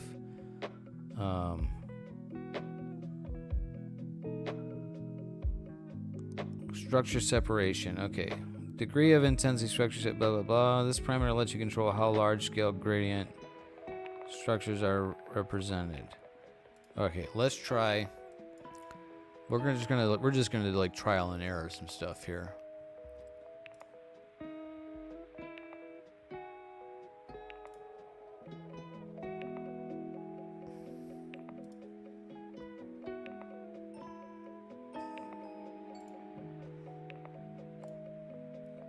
Okay, we're gonna try same gradient scale, but the structure separation at 5. What does that do?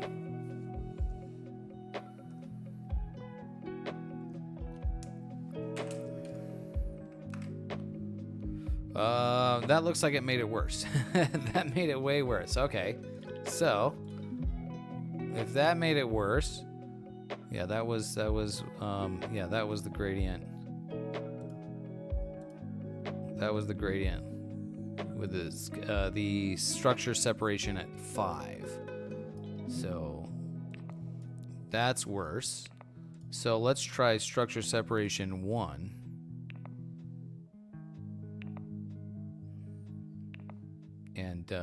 And run it again. So we'll go the opposite direction.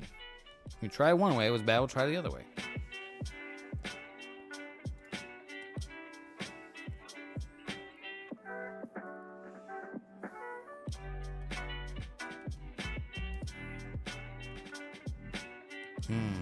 No, still doing it. Still pulling out the nebula. So that's not quite there.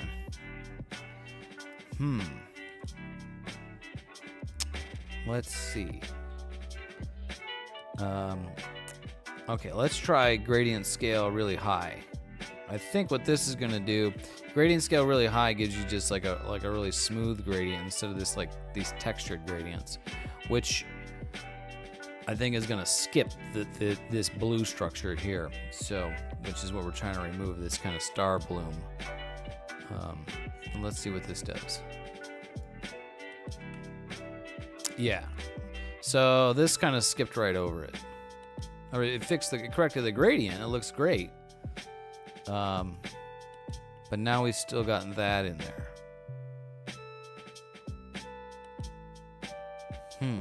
So can we I wonder if we can mask the image.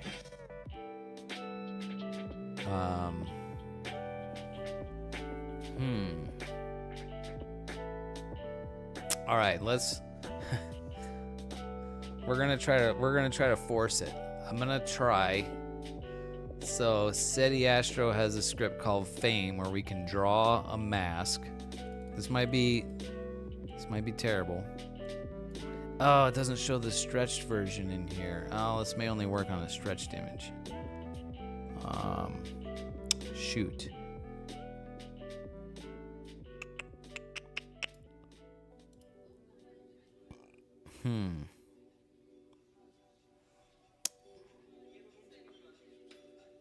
Well, actually, so I know that big blooming area is around this star here.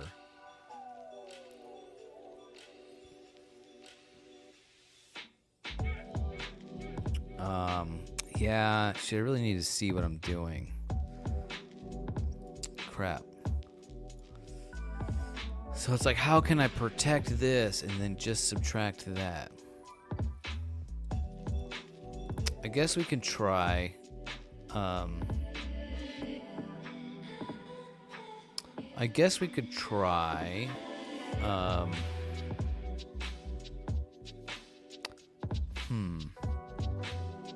I don't know what we can try.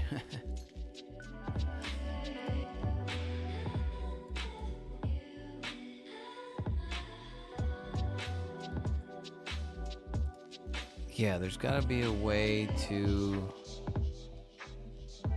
Okay, yeah, there is a way to make a mask. All right, what I'll do is, okay, this is gonna be, I'm totally just, this is a hack job.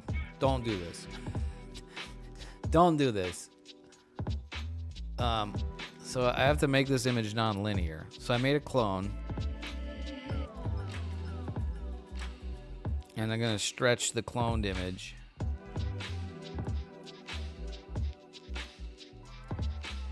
To make it non-linear. So now I have a non-linear clone. Now I'm gonna use SETI Astro's script. Fame script.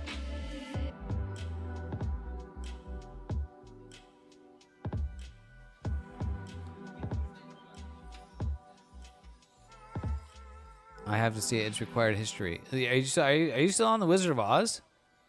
I mean, I've seen the Wizard of Oz, but not since I was a child. Okay, so now I'm gonna draw a mask. So here's what I'm gonna try to do. I'm gonna try to draw a mask, right? Maybe not that. Let's do. So I'm gonna draw a mask.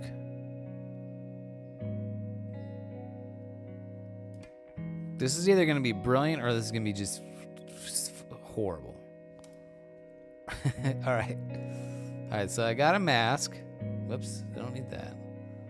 Okay, that's my okay, here's my my linear image. So I'm gonna mask. Will this work? All right. Oh, block the link. Yeah, it won't let you. You know, it's like an anti-spam thing. Share the link in the Discord. Okay, so now, and now I masked. Right now, I'm gonna try. Maple Glades, what's up? Thank you for the raid. What's up, Raiders? Nicholas, what's up with you? How are you guys? Maple Glades was doing some IRL streaming, which is out in the cold. It looked in Vancouver, I think. Cold and overcast. Yeah. Oh, yeah, you're watching the wrong stream if you're looking at doing things properly, especially right now because I'm breaking all the rules. This is I don't know if this is either going to be brilliant or it's going to be terrible. But if it's terrible, I don't know. We'll see. This is Helena. How are you? Thank you for joining. So last night I got my new telescope rig, and I for the first time in several months since I put it together, I got to go out to the desert and shoot some dark sky stuff. Break all the rules and try it. What's up, Zach? How you doing?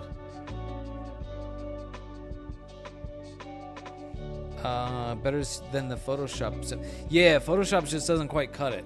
So, yeah, PixInsight. Yeah, I hate to be a processing snob. But anyways, this is a very cool object called the Witch Head Nebula. Yeah, make terrible art, break art. I actually have a wide field view of the Orion Nebula, and so I can show you where this object is. Everybody's familiar with the Orion Nebula. Yes. Right. Put an O in chat if you're familiar with the Orion Nebula.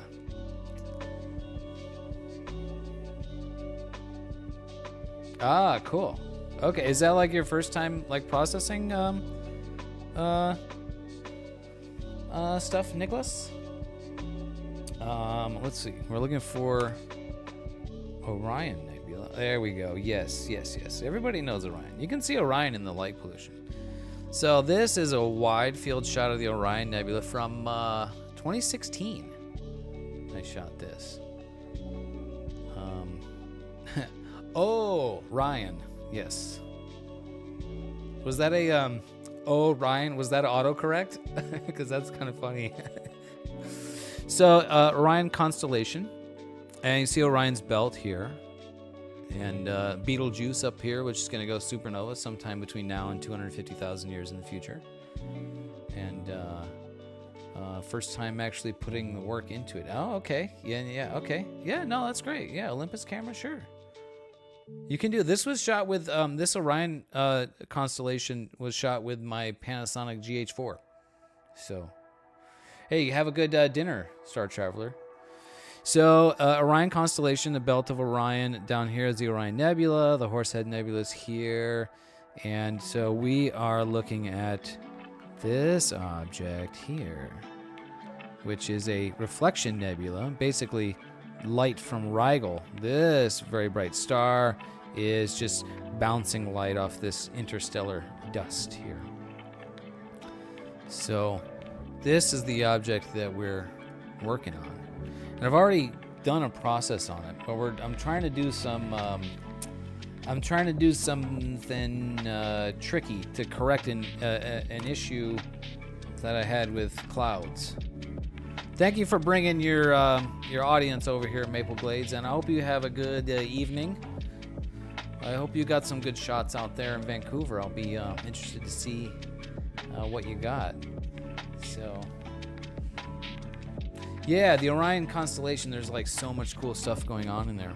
So here's my process of the image, and it's pretty cool. It's pretty great. But I'm trying to come up with a technique for correcting these massive star blooms here. So, which, I mean, it doesn't look too bad, but this was caused by haze. There was like thin cloud layer, which I can show you in a time-lapse video. I don't know how well you can, yeah, see that you can kind of just see the haze going. This was last night, right? The haze going through there. So I was shooting through a thin cloud layer, which had this diffraction, bloomy pattern. And so I'm trying to correct that. Anyways, so I've removed the background gradient. Now we're going to try to force it to only remove gradient there.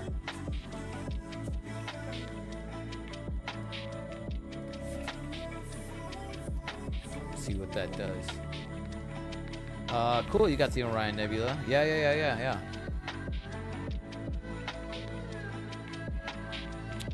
Yeah, that region is generally called the Horsehead Nebula. Yeah. I mean, it's that did nothing.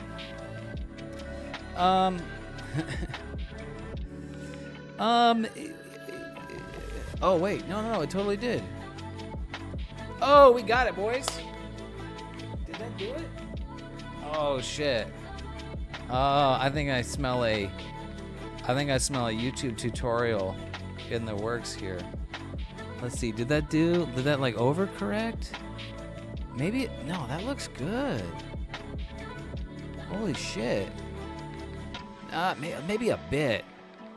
Maybe a bit. All right, hold on. We're gonna go. Yeah.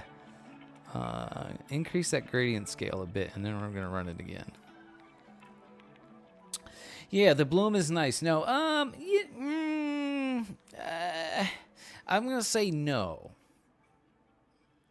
Well, I don't know. Maybe there's a maybe there's an argument to be made for having it in there.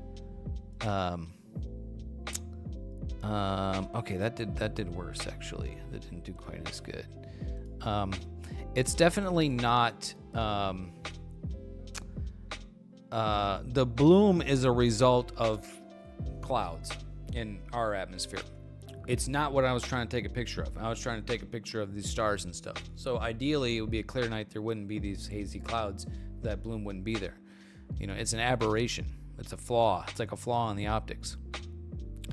So I'm trying to correct for that flaw.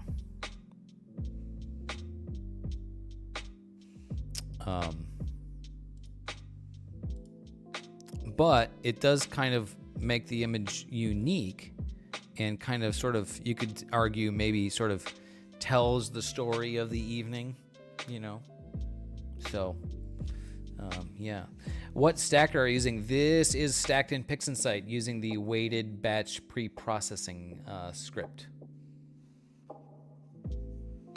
Yeah, I mean, the fact that like I was able to get this amount of data from like this dim object, you know, with that amount of haze is, or that we could have that amount of haze but still have good enough seeing that the stars are around is pretty cool. I mean, pretty remarkable. So, and then there's this super strong haze over here. This one we can fix by really easily by just cropping the image. So we'll just crop that out of there, and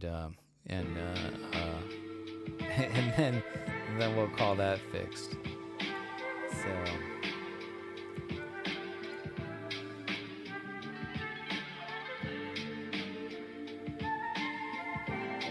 Okay, so that's good.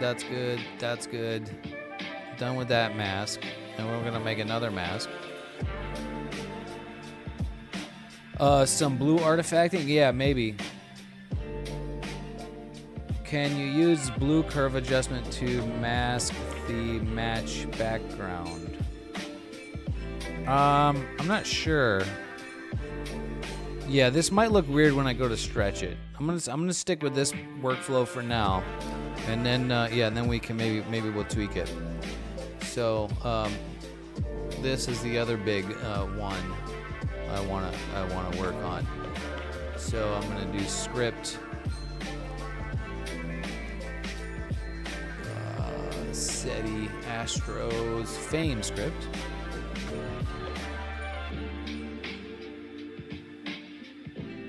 Yeah, this might look weird when I go to stretch it. It might make things worse, or a different kind of weird. But I'm going down this path. I'm gonna keep going, and see we'll see what we get. So here I can afford to make this thing like really big and blur the heck out of the edges. Could execute on that. Okay, now over here, okie dokie, and then we're just gonna run multi-scale gradient correction again.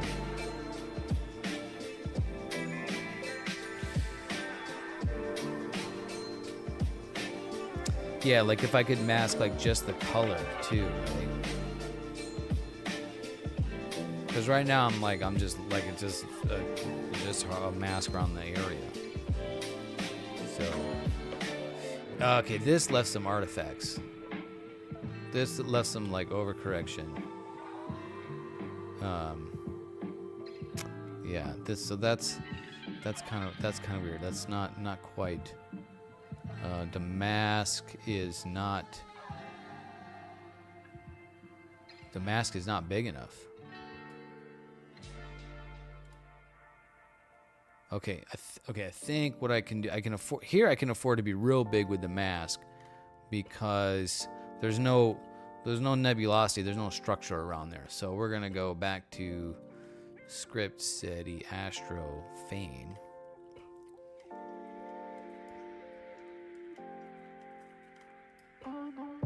PixInsight is a bit expensive. Check out Cyril, SIRL, I think is how that's spelled. I haven't tried Cyril. I do, from what I understand, it's free, and I know it can do really good stuff. It can work really well. PixInsight, as far as I know, is still like the standard, the optimal, the best tool. It's a bit expensive if you're starting out, and it's very not user friendly. Yeah, it can be kind of an issue. Yeah, not beginner friendly. You can get a trial. I think it's like a 30-day trial for PixInsight. And don't tell them that I told you this, but you can totally just keep making new email addresses and keep renewing your free trial. Yeah, okay, yeah. PP Land over on YouTube says he uses Cyril, SIRIL. Yeah, I haven't tried it. I should try it just to familiarize myself with it, because I recommend it to people. I'm like, yeah, don't buy PixInsight. Try Cyril first, And okay, there we go. It's kind of doing weird. It is doing a little bit of weird things with the background. Yeah, it's doing a little bit of weird things. Yeah. I mean, I was doing that, and I ended up buying it because it was really good software. Cool. Yeah, give Cyril a try. So, yeah, this introduces some interesting. Yeah, SETI Astro. Yeah, another one is so Cyril, and then SETI Astro Suite. SETI. So I'm using a bunch of his scripts that are free. So he has plug-in scripts for PixInsight, but he also has these scripts as standalone programs, and they do a lot of really good. Stuff. So, maybe give that a try.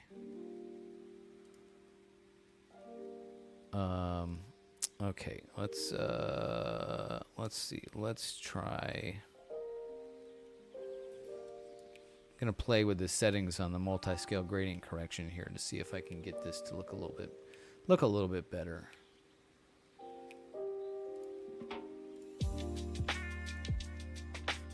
Yeah, that didn't remove it at all. Okay, so we definitely need the gradient scale to be low, a low number here.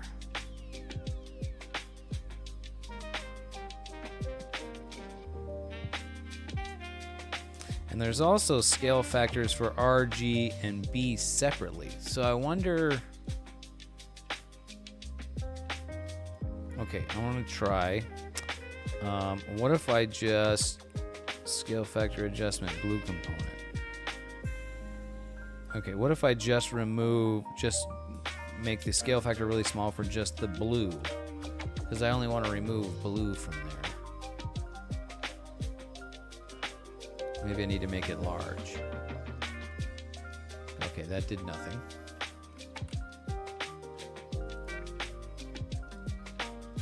Very little. Okay, what if I make the blue scale really large?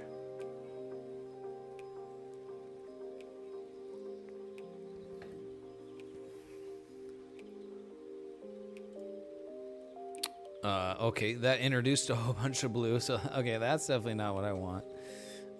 Okay, so it looks like okay, gotta have this gradient scale small.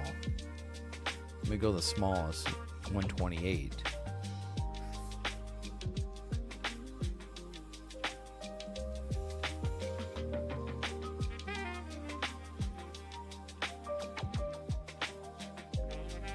So, yeah, that's too aggressive. So I think maybe what I need to do is just kind of find like what's the smallest value that'll pull those blooms out without introducing too many other artifacts.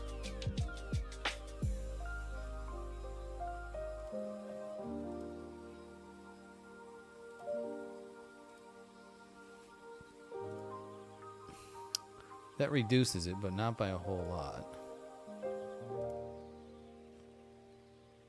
Guess we'll try 512.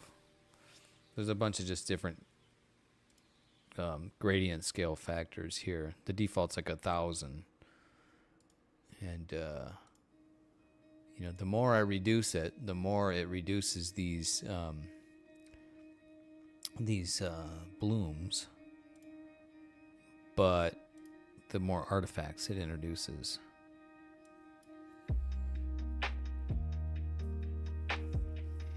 So we're just trying different values here.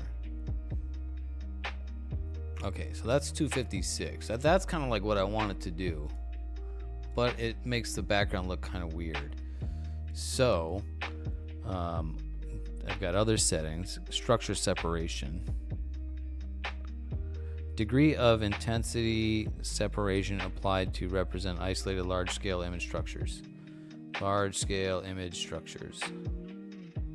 How large-scale image structures are represented. Yeah, I don't really know what that means. I don't have any large-scale image structures in there. And then model smoothness. Okay, what if I go 10 out of 10 on the model smoothness? Because I do want it to be smooth, I just want it to pull out this like blue pattern.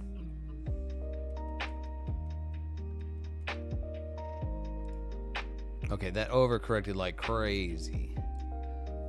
So that's no good. What if I turn the smoothness of 1 is the stock. Maybe let's like a little bit higher, maybe 2.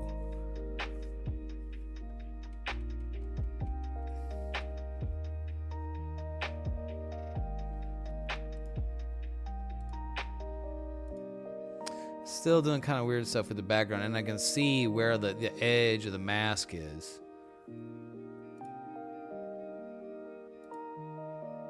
So,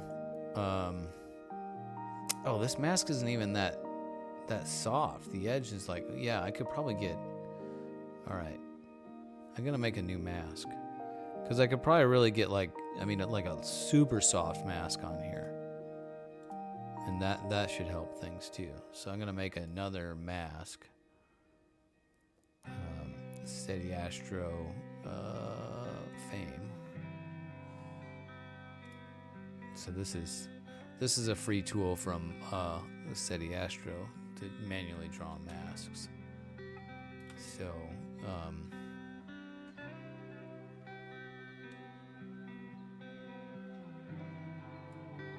maybe I actually don't want it as big.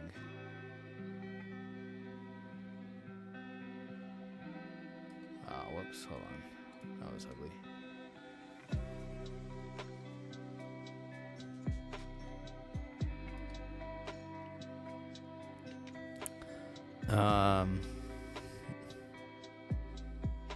Oh, mask type.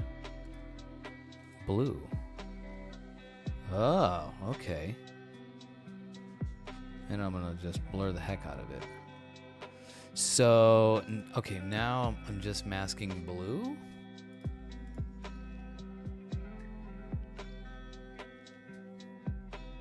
Huh.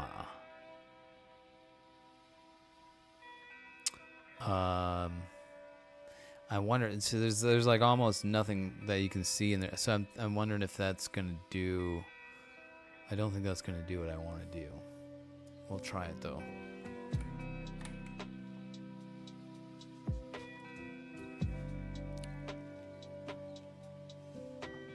Oh, wait a minute. No, I want to... Oh. Yeah, that's not going to do what I want to do. I just protected the blue. Yeah, that's not right. You'd want to, like, invert the mask.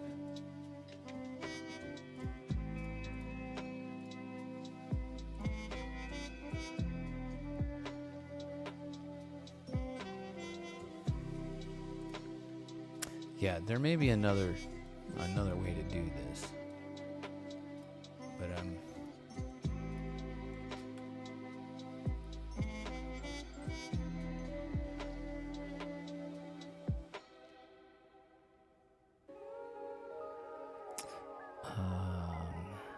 yeah. We just want a really soft mask.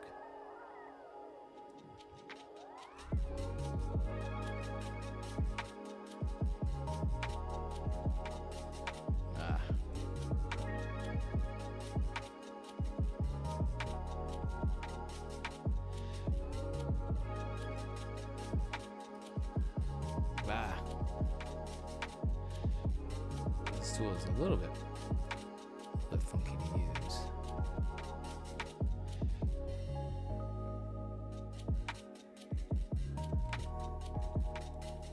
All right, we'll try that. Okay, now we got a really soft mask. Yeah, so I know there is a way there. Yeah, there's a script to do that too, which I can do. Script. It's in here somewhere. Utilities, color mask.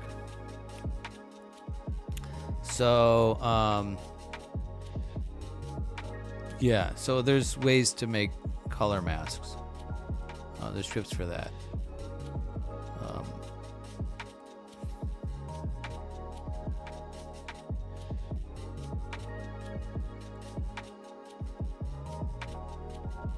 So that's weird looking.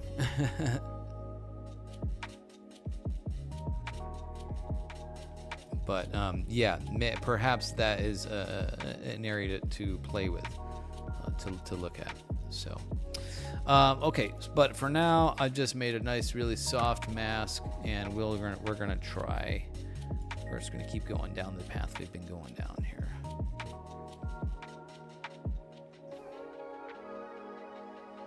I think what I'm gonna end up with is. Crap, now that mask isn't big enough.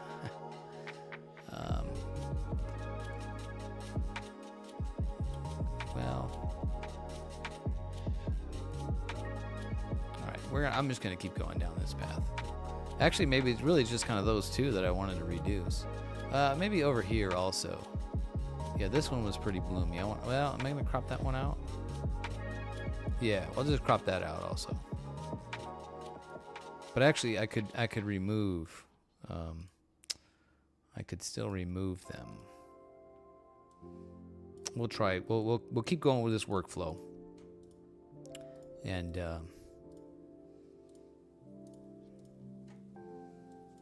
you know, then we'll do the whole thing of this one workflow, and then decide how terrible it was. So, what am I doing? SETI Astro. Fame.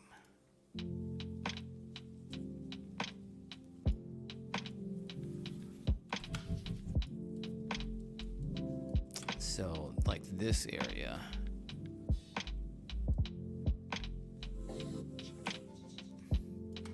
I'm gonna probably, I don't know if I can I do? Yeah, look at that, I can do two. And then you make them really soft.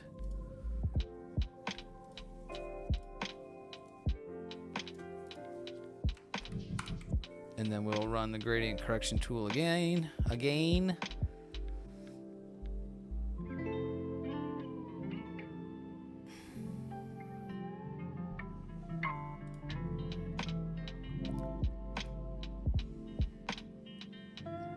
Yeah. All right.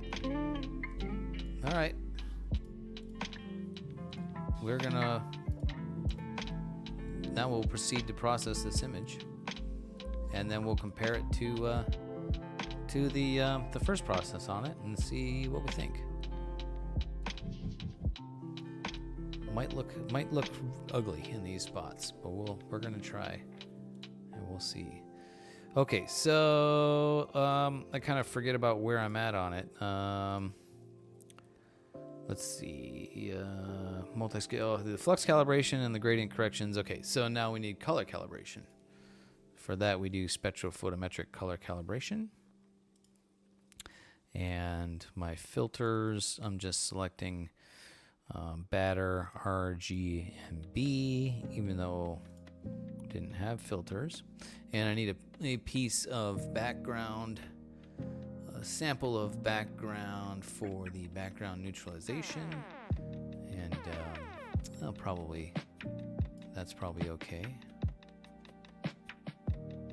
And select the preview.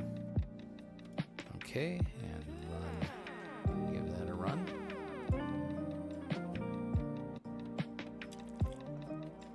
Yeah. I was able to get it to subtract that, but the question is, did I do it at the cost of adding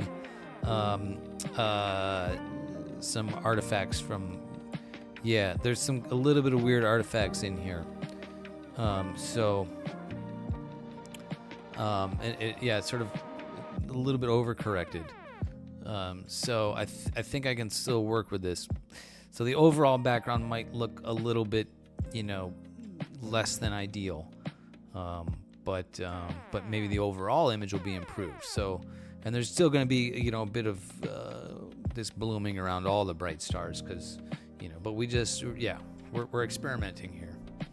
All right, colors are calibrated now. We're going to do Blur Exterminator. And while that's running, I'm going to go to the toilet.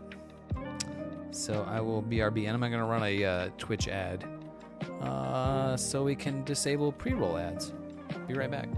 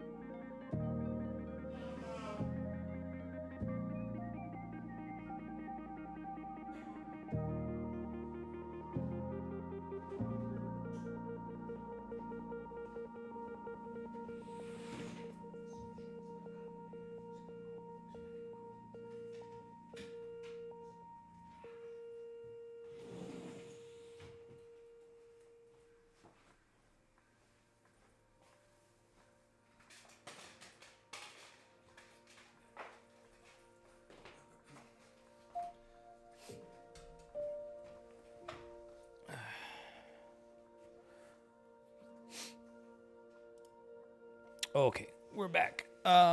Wondering if artifacting would be reduced if you separated the stars first.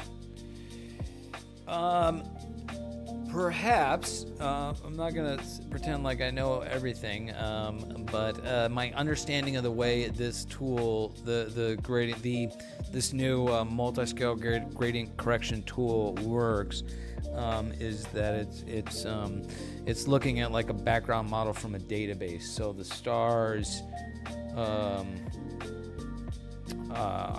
don't play a part, if that makes sense. Okay, Blur Exterminated looks sharp and nice. And what camera did you use for this set of data? Myth, I used my Player One Astronomy Uranus C, which is a planetary camera. It's a super small, relatively inexpensive planetary camera, like $300, $369 with the cooler, which is just a heatsink fan. It's not a proper Peltier cooler that proper astronomy cameras use. But you'll take any help you can get with cooling. So this is it's meant to be a planetary camera, but like it actually just happens to be that it does a really good job with deep sky imaging also. At least for what it is, it does a pretty darn. I mean, well, there it is. So a pretty darn good job. Yeah, they do make a cooled version. The Uranus C Pro has a proper Peltier cooler on it. So with that, you could do dark frames and could be better, but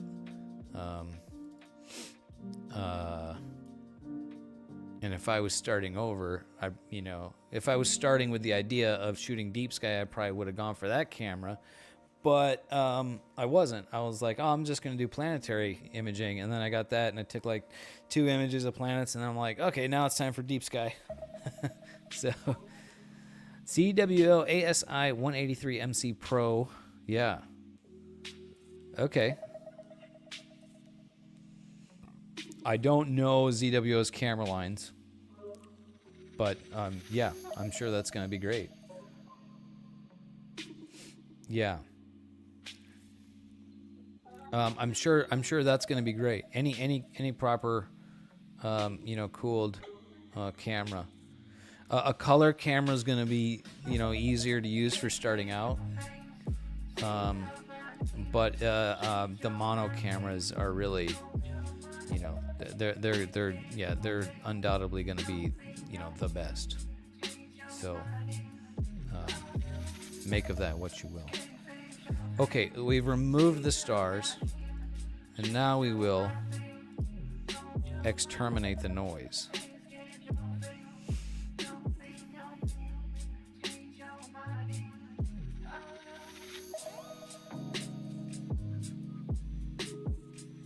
Okay.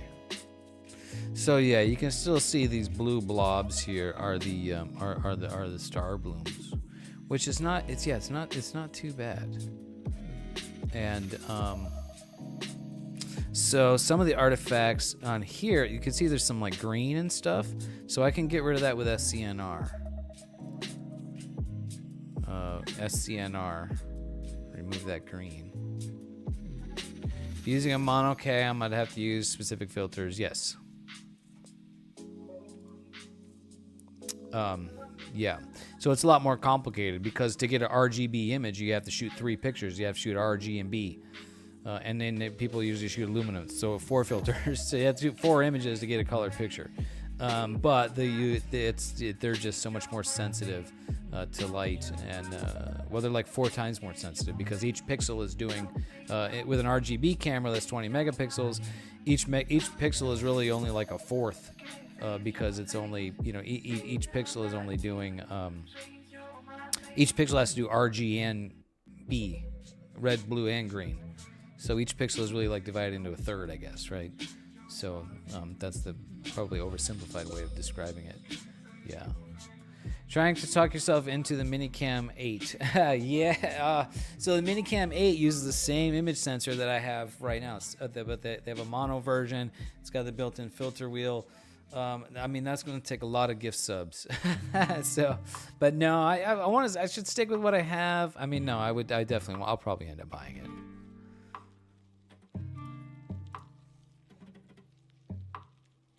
Okay. Yeah, so I used SCNR to remove the green. That was an artifact from that gradient removal. Yeah, still a little bit kind of funky, but I think we'll be okay. And if you guys are just tuning in, or if you came in with the Glade from Maple Raids, thanks again for the raid. Check out all the galaxies in this image. So this is a big dust cloud that's in our galaxy. But in the background here, and especially when you remove the stars, now they stand out. All these everything that's kind of white and fuzzy, these are all distant galaxies. Like this is a spiral galaxy, right? So that's that's a galaxy. So these are galaxies that are like hundreds of millions of light years away. This object, this dust cloud here, that my main main subject here is like a few dozen light years. I think it's like 20 to 30 light years away, probably something like that. that order of magnitude, and these are like hundreds of millions of light years away. Yes. Look up de-Bayer filter. Yes, exactly. Yeah. I don't know I know the word, and I know what that. I know that's what it does. Yeah. The colors, interpolations. Like I said, that was a poor explanation. But yeah, the process is called de-Bayering. Can I get those with an Olympus? Yeah, absolutely. With these little galaxies, you mean? Your Olympus can probably would get much more detail because a larger image sensor. This is a small image sensor. It's like that big. It's a 1/1.1 inch, I think, image sensor. So your Olympus has much larger pixels. So if you have the same or larger aperture, you could get more detail out of these. So.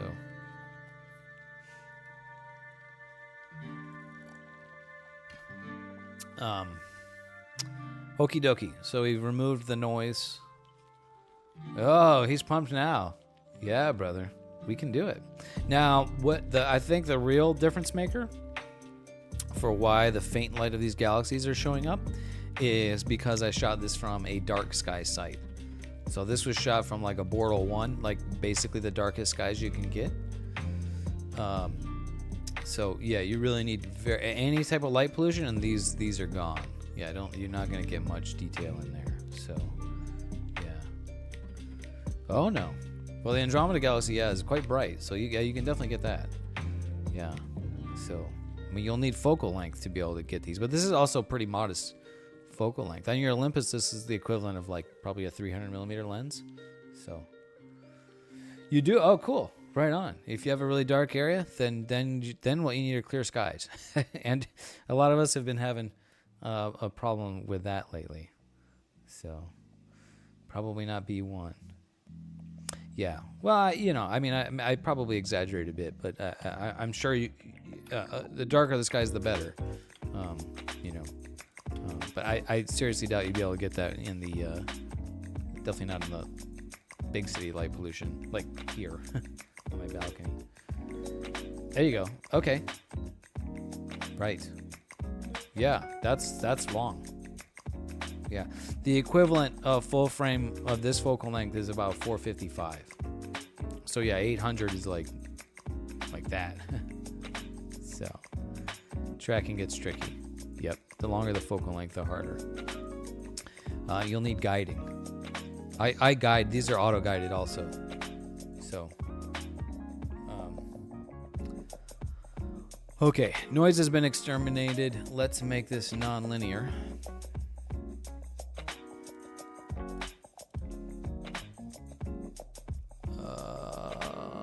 That will be this one.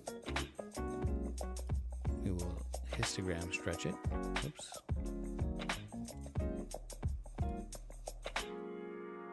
No. Oh, yeah. I do have an auto guider. Yes.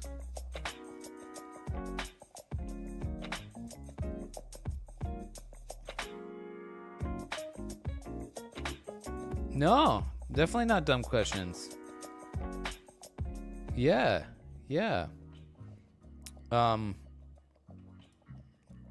mean, I'm very much, an amateur. Well, I'm very intermediate at this. I'm actually kind of I've just been getting back into it. So, a little bit of Dave lore for you. I started astrophotography back in like 2014, doing it for a couple years, 2014 and 2016, then got out of it. And just recently, in the last few months, came back. So, a lot of these, there's a lot in that time that I was away, that like eight-ish years I was away, there's a lot of new tools, both hardware and software, that wasn't available back then, and things are just like so much better now. So much better. You have a Star Adventurer, yes. We're mixing up the terms tracking and guiding. An auto guider is where you have a separate guide camera and either a separate guide scope or an off-axis guider, and that's where that runs auto guiding software, which tracks the stars. Yeah, we all kind of mix these up, like tracking and guiding, and yeah, they're not very good terms. They get thrown around.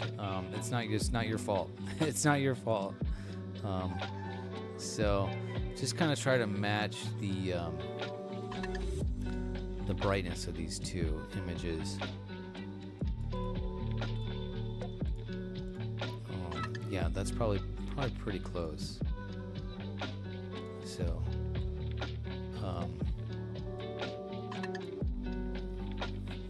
yeah, you can get a separate guide scope and for doing in a guide camera. That you probably will want that.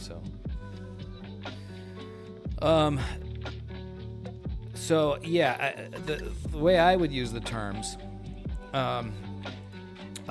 tracking would mean just that the mount is moving, but it's an open loop system. There's no feedback, right? So it's just moving at the sidereal rate, which is the rate of rotation of the Earth, right?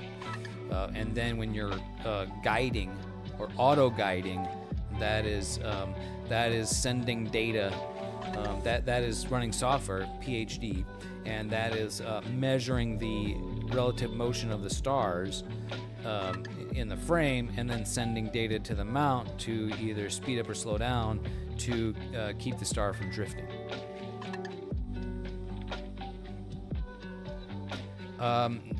I'm sure it does not have a guide scope built in. No, you would have to add that. It should have support for that.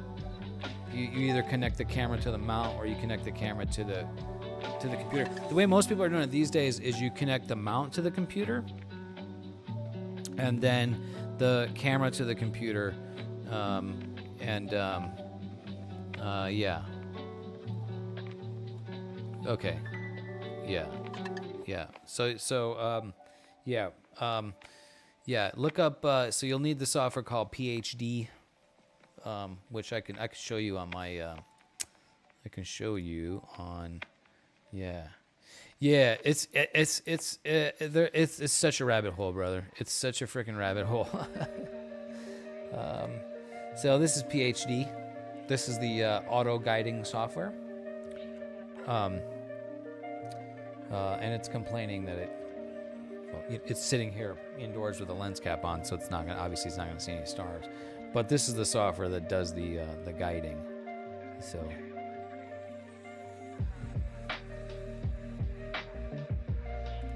Yeah, check out the Discord.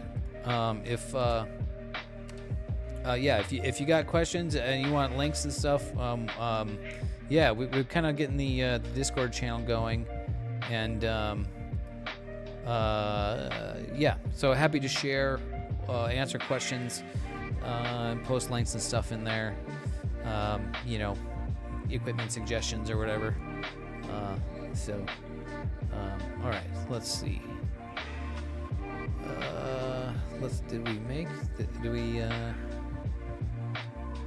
Cool. Right on, man. Glad to have you. Okay, we have histogram transformed. Let's see. Now, next, I know I did. So, I'm just trying to remember my processing steps from last time. I'm gonna do some local histogram equalization on the nebula here, because that makes it stand out nicely. It gives it a little more detail, a little more contrast. So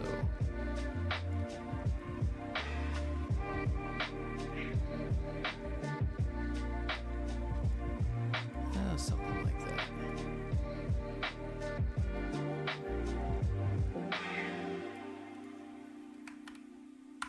Cool.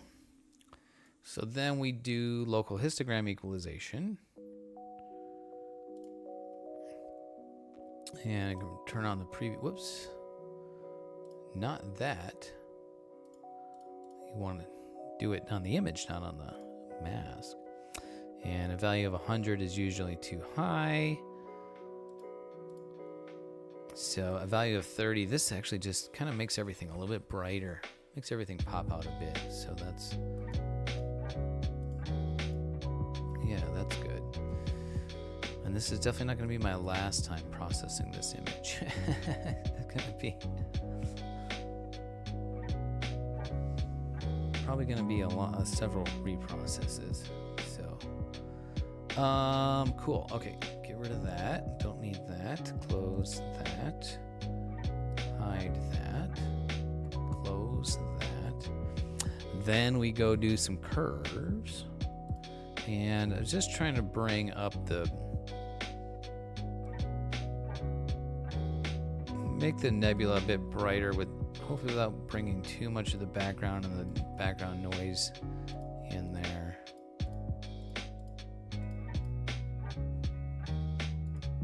That's probably pretty good.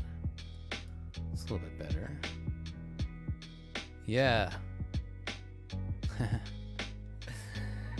Yeah. I don't get the Jon Snow reference, only the name, because I've seen that. Well, I mean, everybody knows, the name from Game of Thrones. I haven't watched Game of Thrones, but yeah. Oh, cool. Well, I'm glad we're expanding the mind today, right? So, yeah, astrophotography is such a rabbit hole. Such a rabbit hole. It's really wild.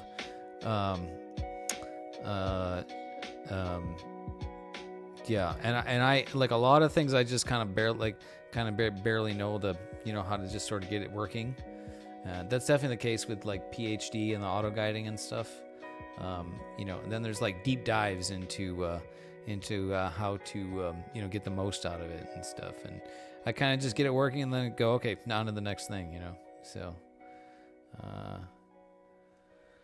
there's that girl in Game of Thrones that says, "You know nothing, Jon Snow." Oh, okay. Got it. Yeah, Star Traveler knows. Yeah, you know nothing, Jon Snow. I haven't watched Game of Thrones. I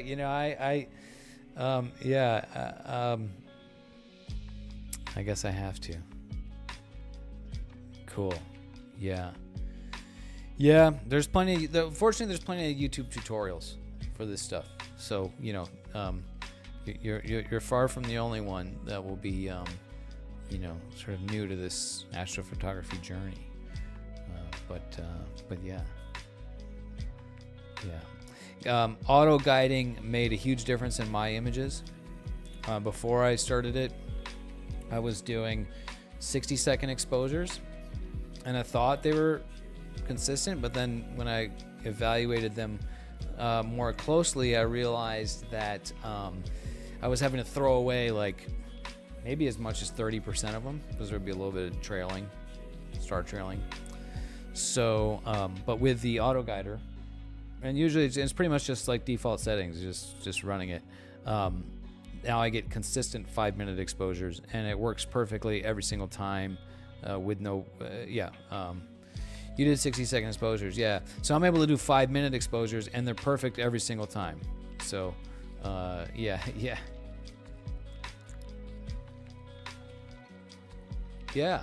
Yeah, cool. Hey, 2 a.m. Holy moly. Get some sleep. You must be in Europe. Another one of our European friends. Cheers. Thanks for stopping by. Appreciate you. Yeah. We sometimes on these streams I do live imaging too, where I have the telescope set up, but it's supposed to be clouds tonight, so I didn't bother with it tonight. But yeah, glad to have you here. Yeah. Oh, in Germany, cool. Right on. Very good. All right. Alfitesen, right? I probably didn't pronounce that very well. Alfitesen.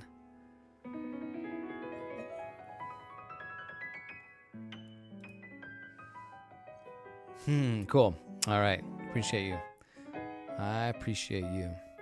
Okay, I think the only thing to do is to put the stars back in on this now. Oh, that's right. Auf Wiedersehen. I always thought it was like one word, and then I saw it spelled out like that. I remember recently I saw that, and I'm like, oh, auf Wiedersehen. It's one of those phrases where you kind of blur the two together so it sounds like one word. There's plenty of English phrases like that as well, I'm sure. Auf Wiedersehen. All right, hey, I got it. Cool.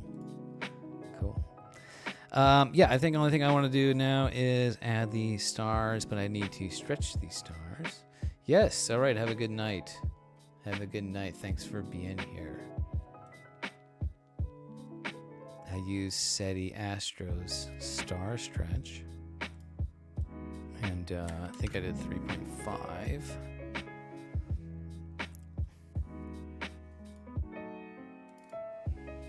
I'm gonna just pop a quick S on that so we know it's full of stars. And this is IC. Oops. It's hard to type with the mic in front of your face. 2118.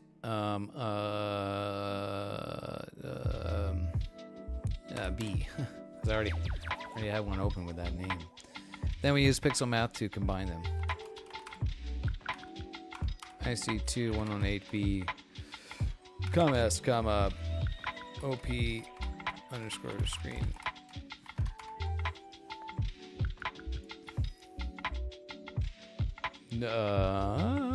What did I do?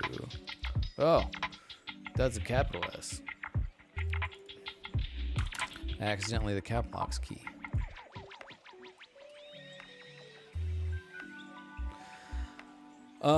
Boom. Well, is that better?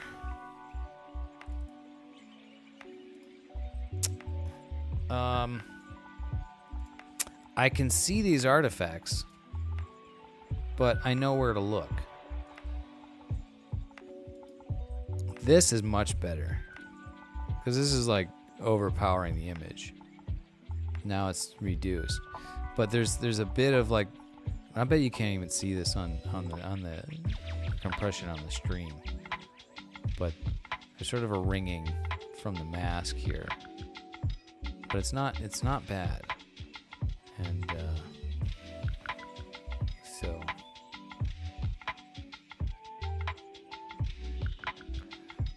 Yeah, the last season of Game of Thrones is notoriously not good, right? So, but so there's the two processed images. The colors look a bit different. What happened with the colors? Oh,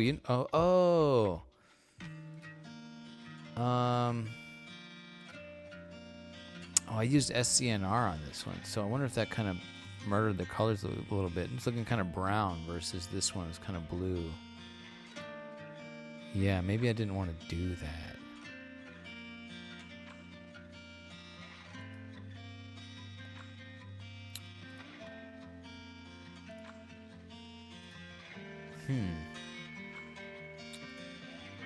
Let's see. Let me remove the stars. And yeah, I guess there's not necessarily like a wrong answer there, right? But like the actual like mixing of the colors is an area where it's always kind of weird to me. Yeah, I definitely don't want it saturated anymore. So maybe I can just play with the hue a bit. No, that's no good.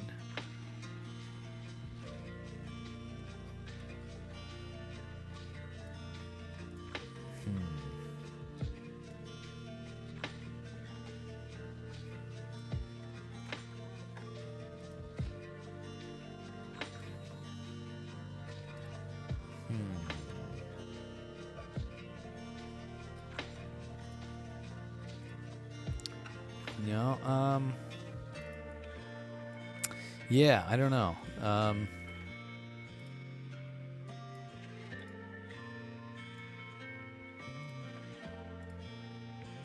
I guess there's not really a wrong answer on these colors. But I was kind of trying to get the two images to match as closely as possible, just with this, without these blooming stars here. So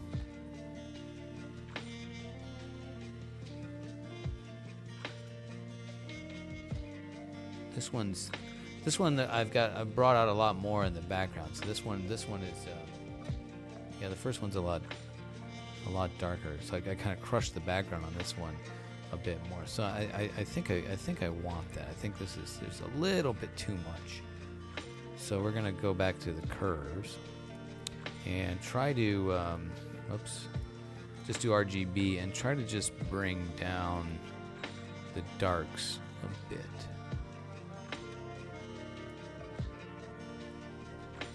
Maybe push the midtones and the highlights up. Yeah. Even for more halo and more nebula. Yeah. That kind of added some more contrast. Let's see if I like that better now.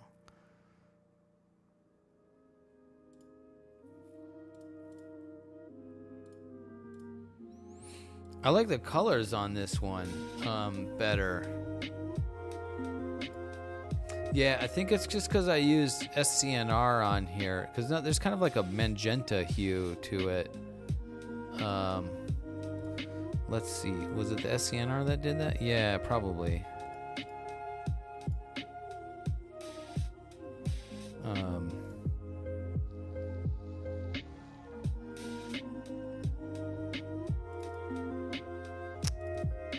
Although maybe not, actually. I don't know if you can do...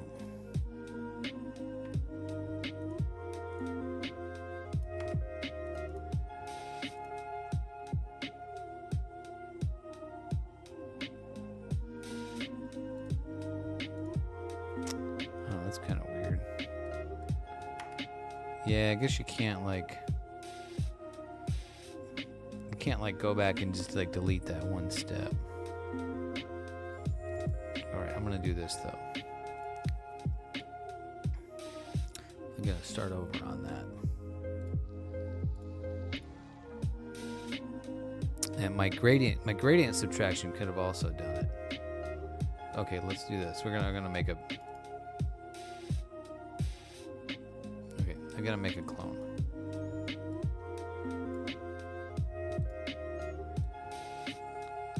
Save that finished one. And now I'll go back to before I did SCNR. And I'll stretch it.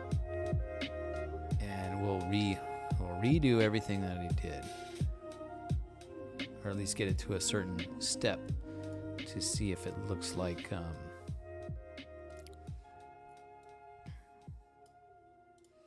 that was what I was dealing with here. And this way exaggerates the midtones.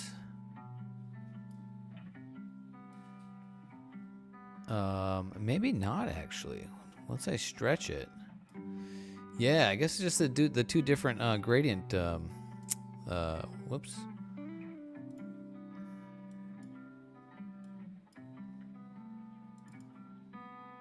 Yeah, so two different background subtractions appear to be what did that. Huh. What did I do on this one?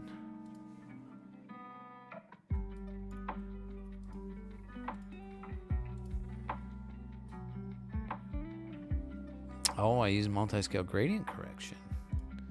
Ah, right. Oh, so that did funny things with the colors. That's weird. Ah, okay. Okay. I like those colors better in the nebula. But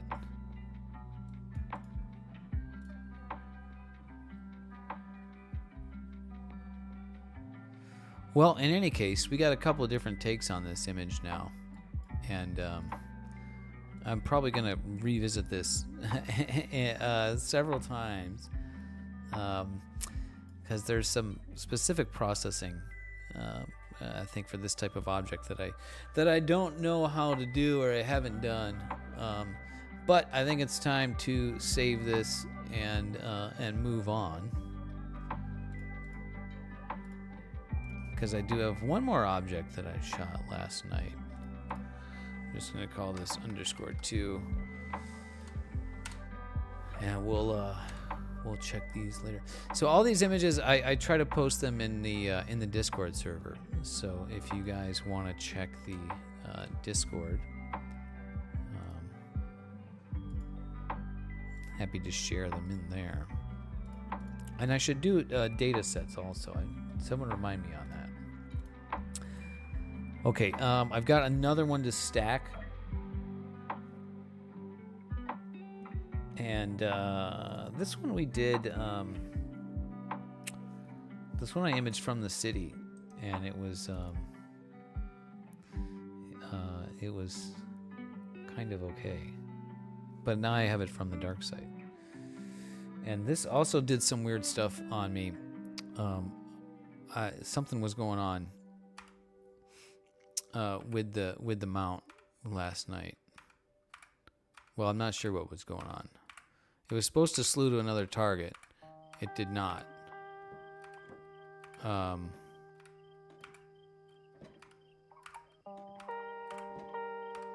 So I gotta investigate what was going on there.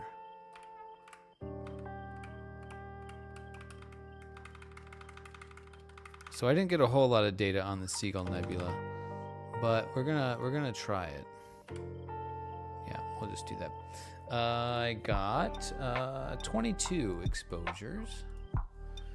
22 times 5 divided by no, I'm fat fingering it. 22 times 5 minutes divided by 60, just a little under 2 hours. But let's stack it out and see what we'll see what we get.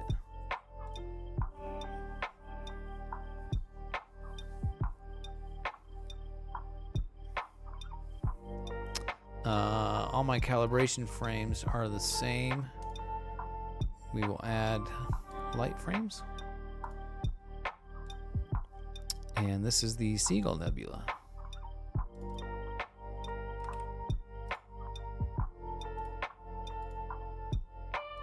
I'm gonna do a 2x drizzle on it and output it, set the output folder, select it and run. Okie dokie.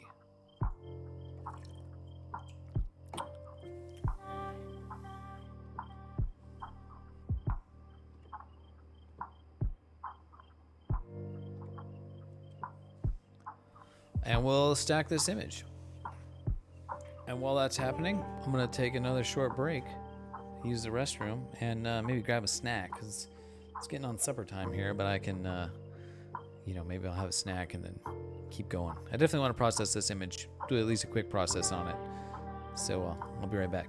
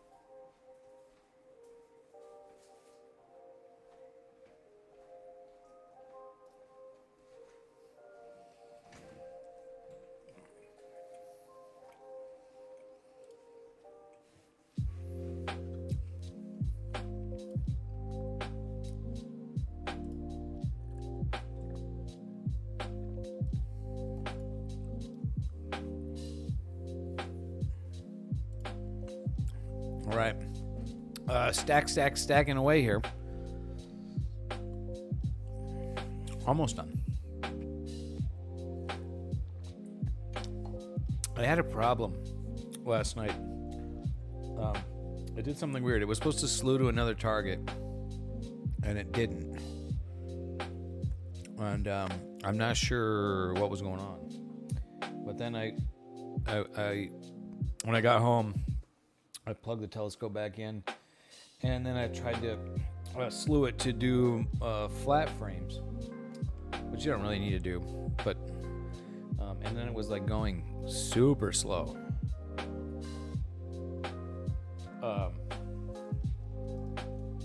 So I don't know. I suspect I might have a power problem. So I'm gonna have to troubleshoot that.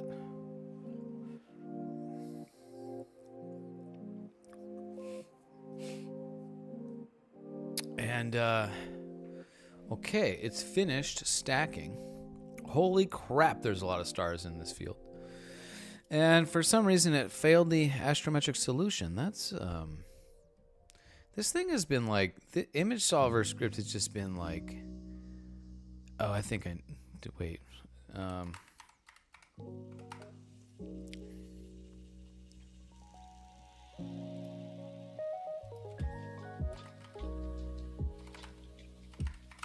Seagull Nebula.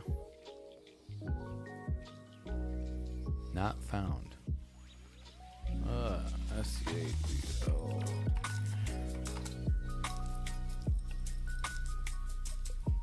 Apparently this is IC 2177. This astrometric solution, the solver, image solver script has just been like really picky, really fiddly.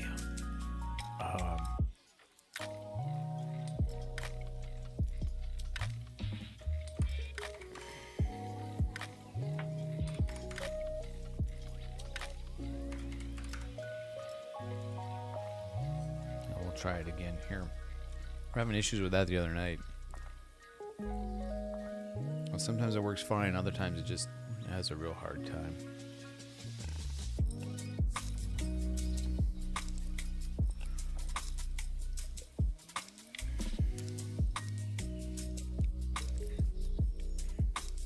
A lot of unable to find pair matches. 0 matches, 0 unable to find.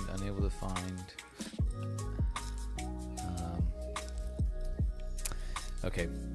All right. I'm not gonna. Why this has such problems?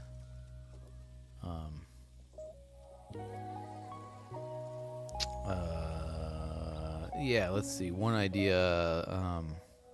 Yeah. You know what? I'm not gonna mess with it.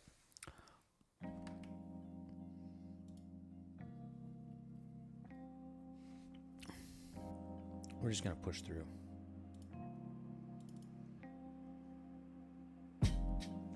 No, stop. And then it forces, as part of the stacking script, has the astrometric solution, the image solver in there. And so if that fails, then you just get like stuck in this loop here.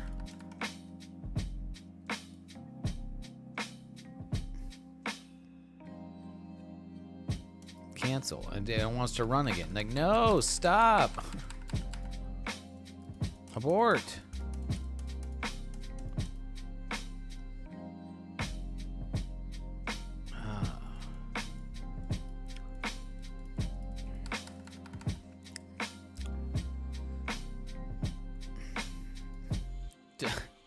Yeah, okay, there we go, finally. It'll try it 4 times and then it... Yeah, okay. Alright, we don't have an astrometric solution, so whatever. We'll just use old tools. We don't need it. Seagull Nebula. That's kind of neat. It needs more data for sure, but there's some neat structure in there. And look at how many stars. This is a very star-rich region. So we will do Graxpert to remove the gradient.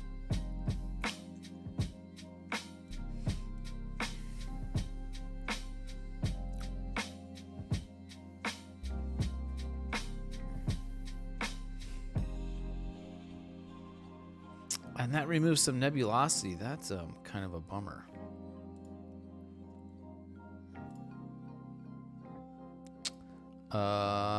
That's definitely a bummer. Okay, we're gonna undo that.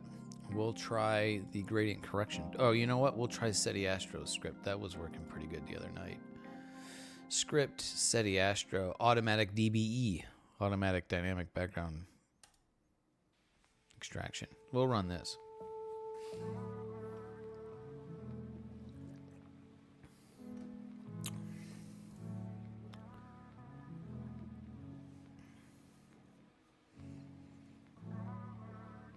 Just going to kind of do a quick process on this one.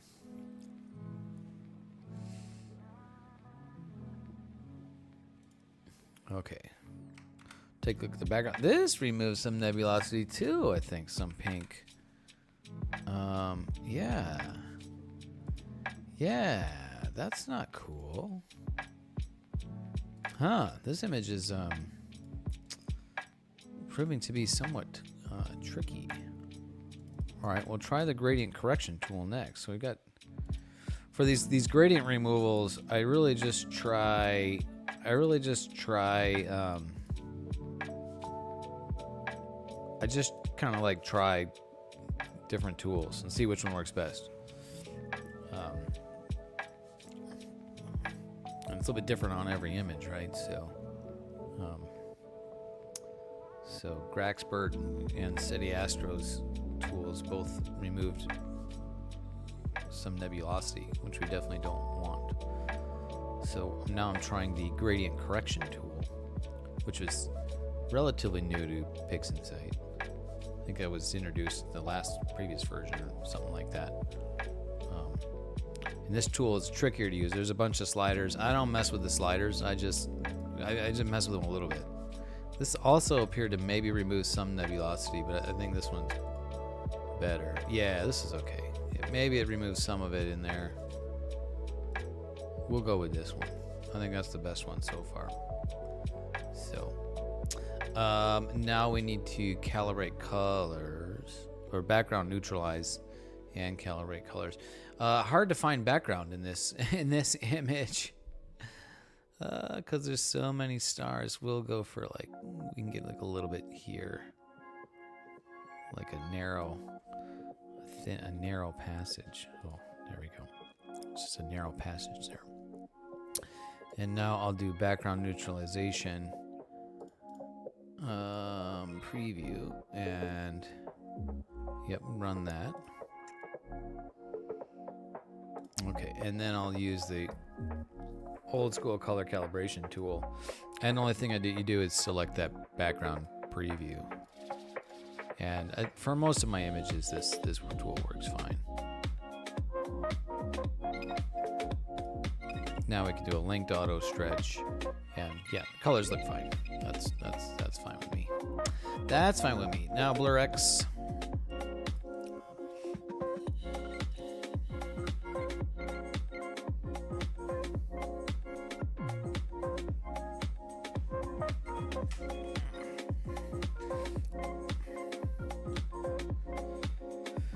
That looks very sharp. Really nice once I run Blur Exterminator.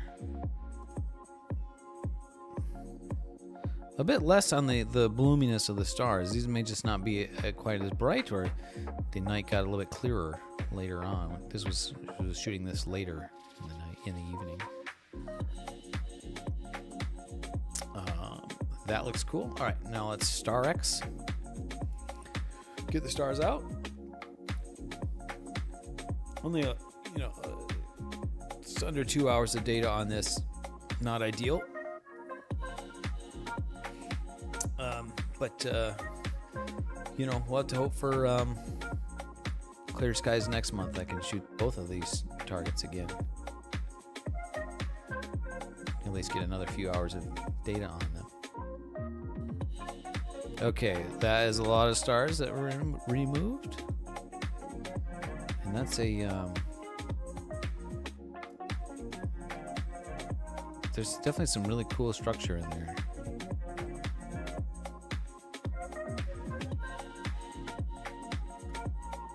And then we'll run Noise Exterminator.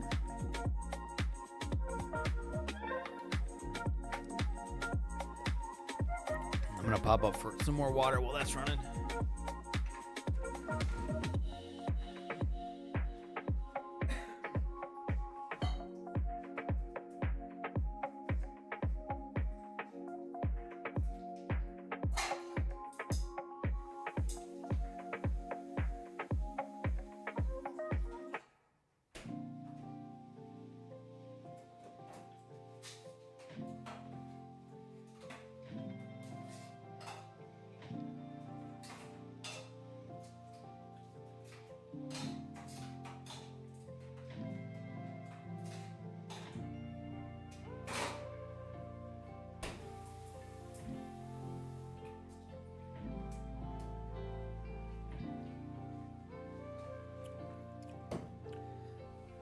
Okay. Noise has been exterminated.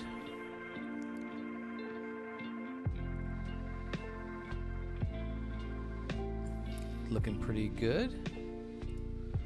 Now we will make it nonlinear.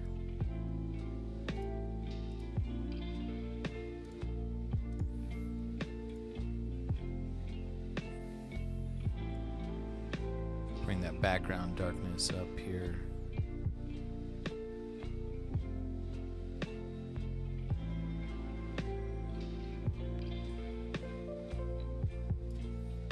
Something like that, probably for now, and then that's probably okay.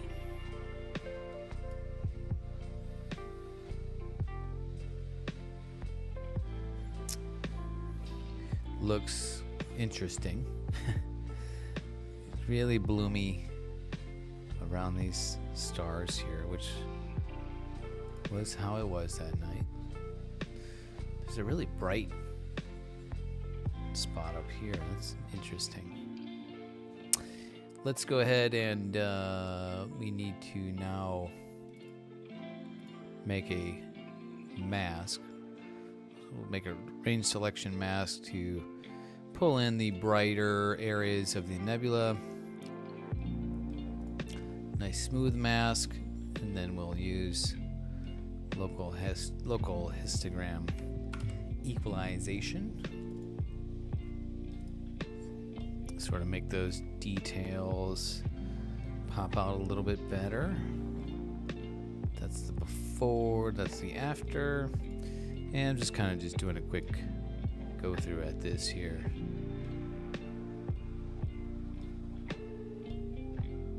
Groovy.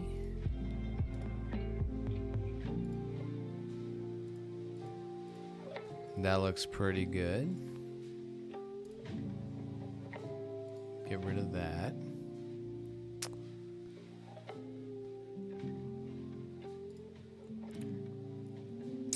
And let's see, I think now we just some curves adjustments to, you know, maybe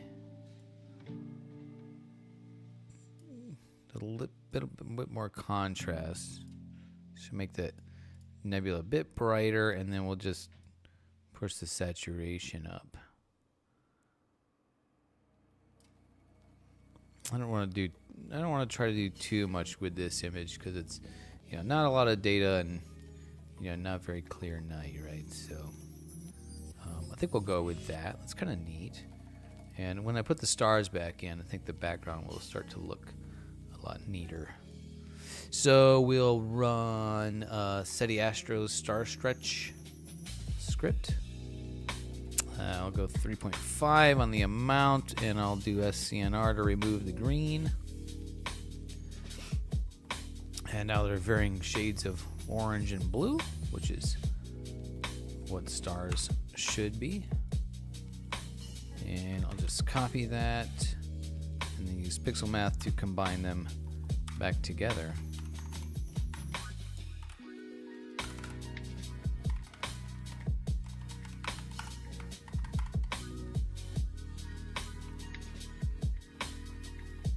And there we go. Seagull Nebula with some hazy looking star halos. Some nice color in there. Some interesting structure. Definitely needs more data. But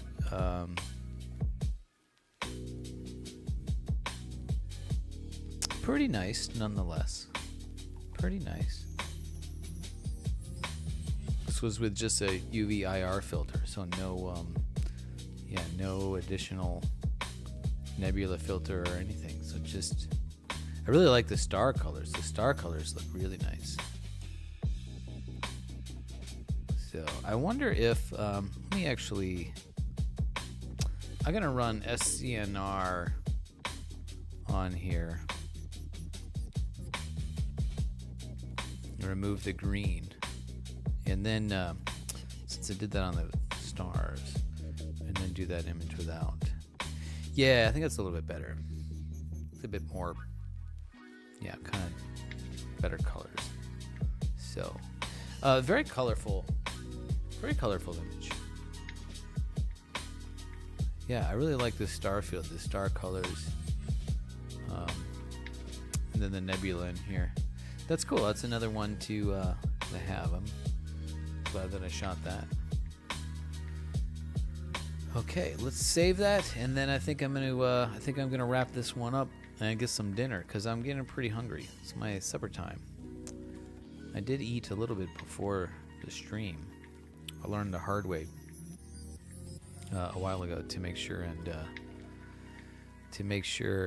eat before streaming, but not enough today, I guess.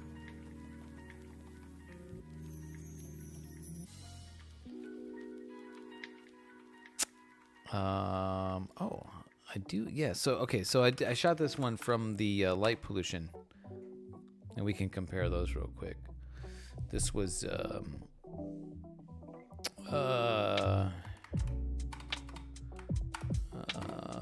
PV Panamint Valley 1-2-25. Eating dinner yourself. What's for dinner? Let's see. Okay.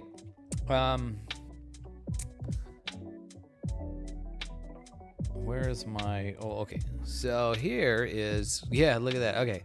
So that's the Seagull Nebula I shot from the light pollution here. I don't remember how much integration time that was. But, yeah, and that's from the dark sky. So...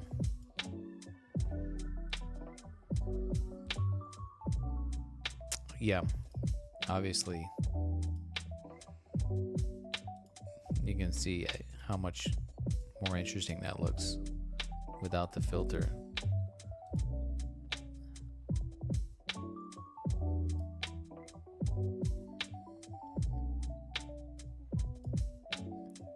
It's pretty dramatic. Cheap pizza. That sounds pretty good. I might have to go get a cheap pizza myself. Nah, I got some stuff in the house. Huge difference. Yeah, look at that. Oh, that makes me like, oh man, I really just want to just, go out to the desert now. But it's a long ways to go. Yeah. This was actually, I can look. It wasn't very much data. 21. Oh, actually, gosh, it's almost the same. Wow. Okay. This is this is actually almost a direct comparison, because this that I shot from here, this is 21 exposures and this one's 22, so only 5 minutes difference. This was with the with the filter, so it's gonna look different. Colors would be different. This was with a filter and this was with no filter. So yeah, pretty dramatic. Just the color in the stars and like the color in the star field here. That I really love. I really love seeing the blue, the contrast of the blue and yellowish orangish yellowish stars. And then there's this dark nebula structure in here, and here, and here you just have like red,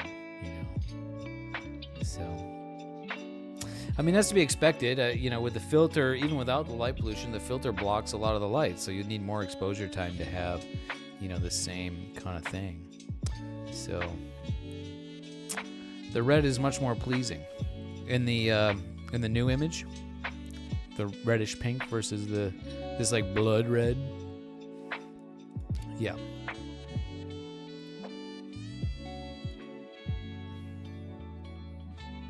Yeah. Well, cool.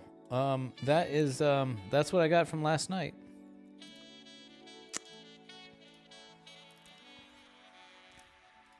There's the seagull and the witch head. Where did they go? Let me load that up. Oh, it's an icy.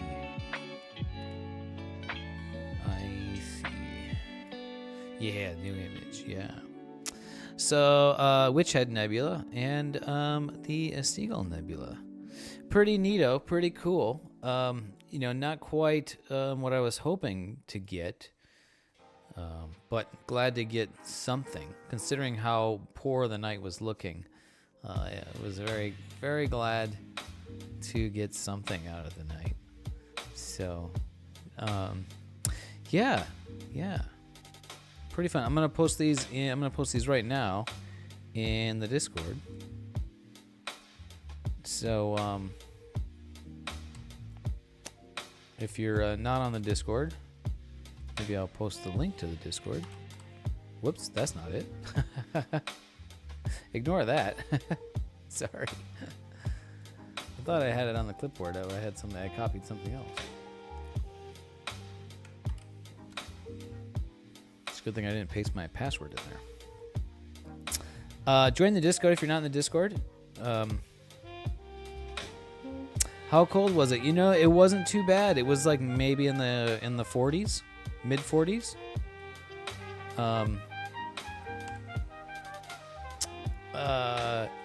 Yeah, the forecast that I looked at, I was just looking at like a forecast for a nearby, like Ridgecrest, like the nearby biggest town, city, and it was showing like in the 30s, like 30, 33 or 32, so I was prepared for it to be quite cold, and but it wasn't too bad, and so the first half of the night we were sitting at the sitting by the campfire, so that helped. Normally we wouldn't have a fire because we would, you know, the fire would, you don't want the light from the fire because that messes up your dark adaptation for doing visual astronomy. But it was clouds, so we said, you know what, we're gonna burn stuff instead. And so we burned stuff and drank beers, kind of hung out, and then the sky cleared enough to make these images. So yeah, cooler air is usually more stable. We got some weird shit going on in California here this last couple of weeks. It's like high cirrus clouds, and so yeah, the forecasts have been kind of all over the place and not reliable. So just kind of a lot of uncertainty. I don't know. So yeah, just kind of weird weather, and you know, of course, bad timing. You know, next week when, you know, or 2 weeks from now when it's full moon, it'll probably be perfectly clear, right? So, and down in SoCal, we've had a ton of like fog and smog stuff. So, yeah, it's just been kind of weird weathery, you know, lately. So, you know, nothing you can do about that. But I was able to get something. Yeah. Thank you, my friend Star Traveler. Glad to see you again here. And yeah, I need to go eat dinner. I'm getting hungry. Should do like shout outs to Maple Glades. Oh, I should have done that when he was here. Yeah. Clearest when the moon is full. Yeah. Yep. Thanks, Maple Glades, for the raid. Always fun, exciting to have that happen. He brought a nice crowd over from his IRL stream in Vancouver. They were doing some photography out there. Myth, thanks for the follow. Appreciate you being here. VC Intron Photo. Thank you for the follow. I might have missed him when he followed. I don't think I saw that. Dig Photo Inspirations. Follow me also. Oh, those two were from yesterday. Well, if you guys are here, thank you for following. I think that was somebody shouted me out on a different stream yesterday. So, yeah, this was a fun one. Always fun hanging out with you guys, chatting astrophotography, processing data. I'm not sure when I'll be back. Yeah, Myth, thanks for being here. Yeah. Check the Discord out for discussions on processing and equipment and gear or whatever. And yeah, I'm not sure when I'll be back next. I think we've got even more weather for the next several days. So maybe no live astronomy up there. But yeah, cool. Yeah, for sure. Okay, I'm signing off. You guys have a good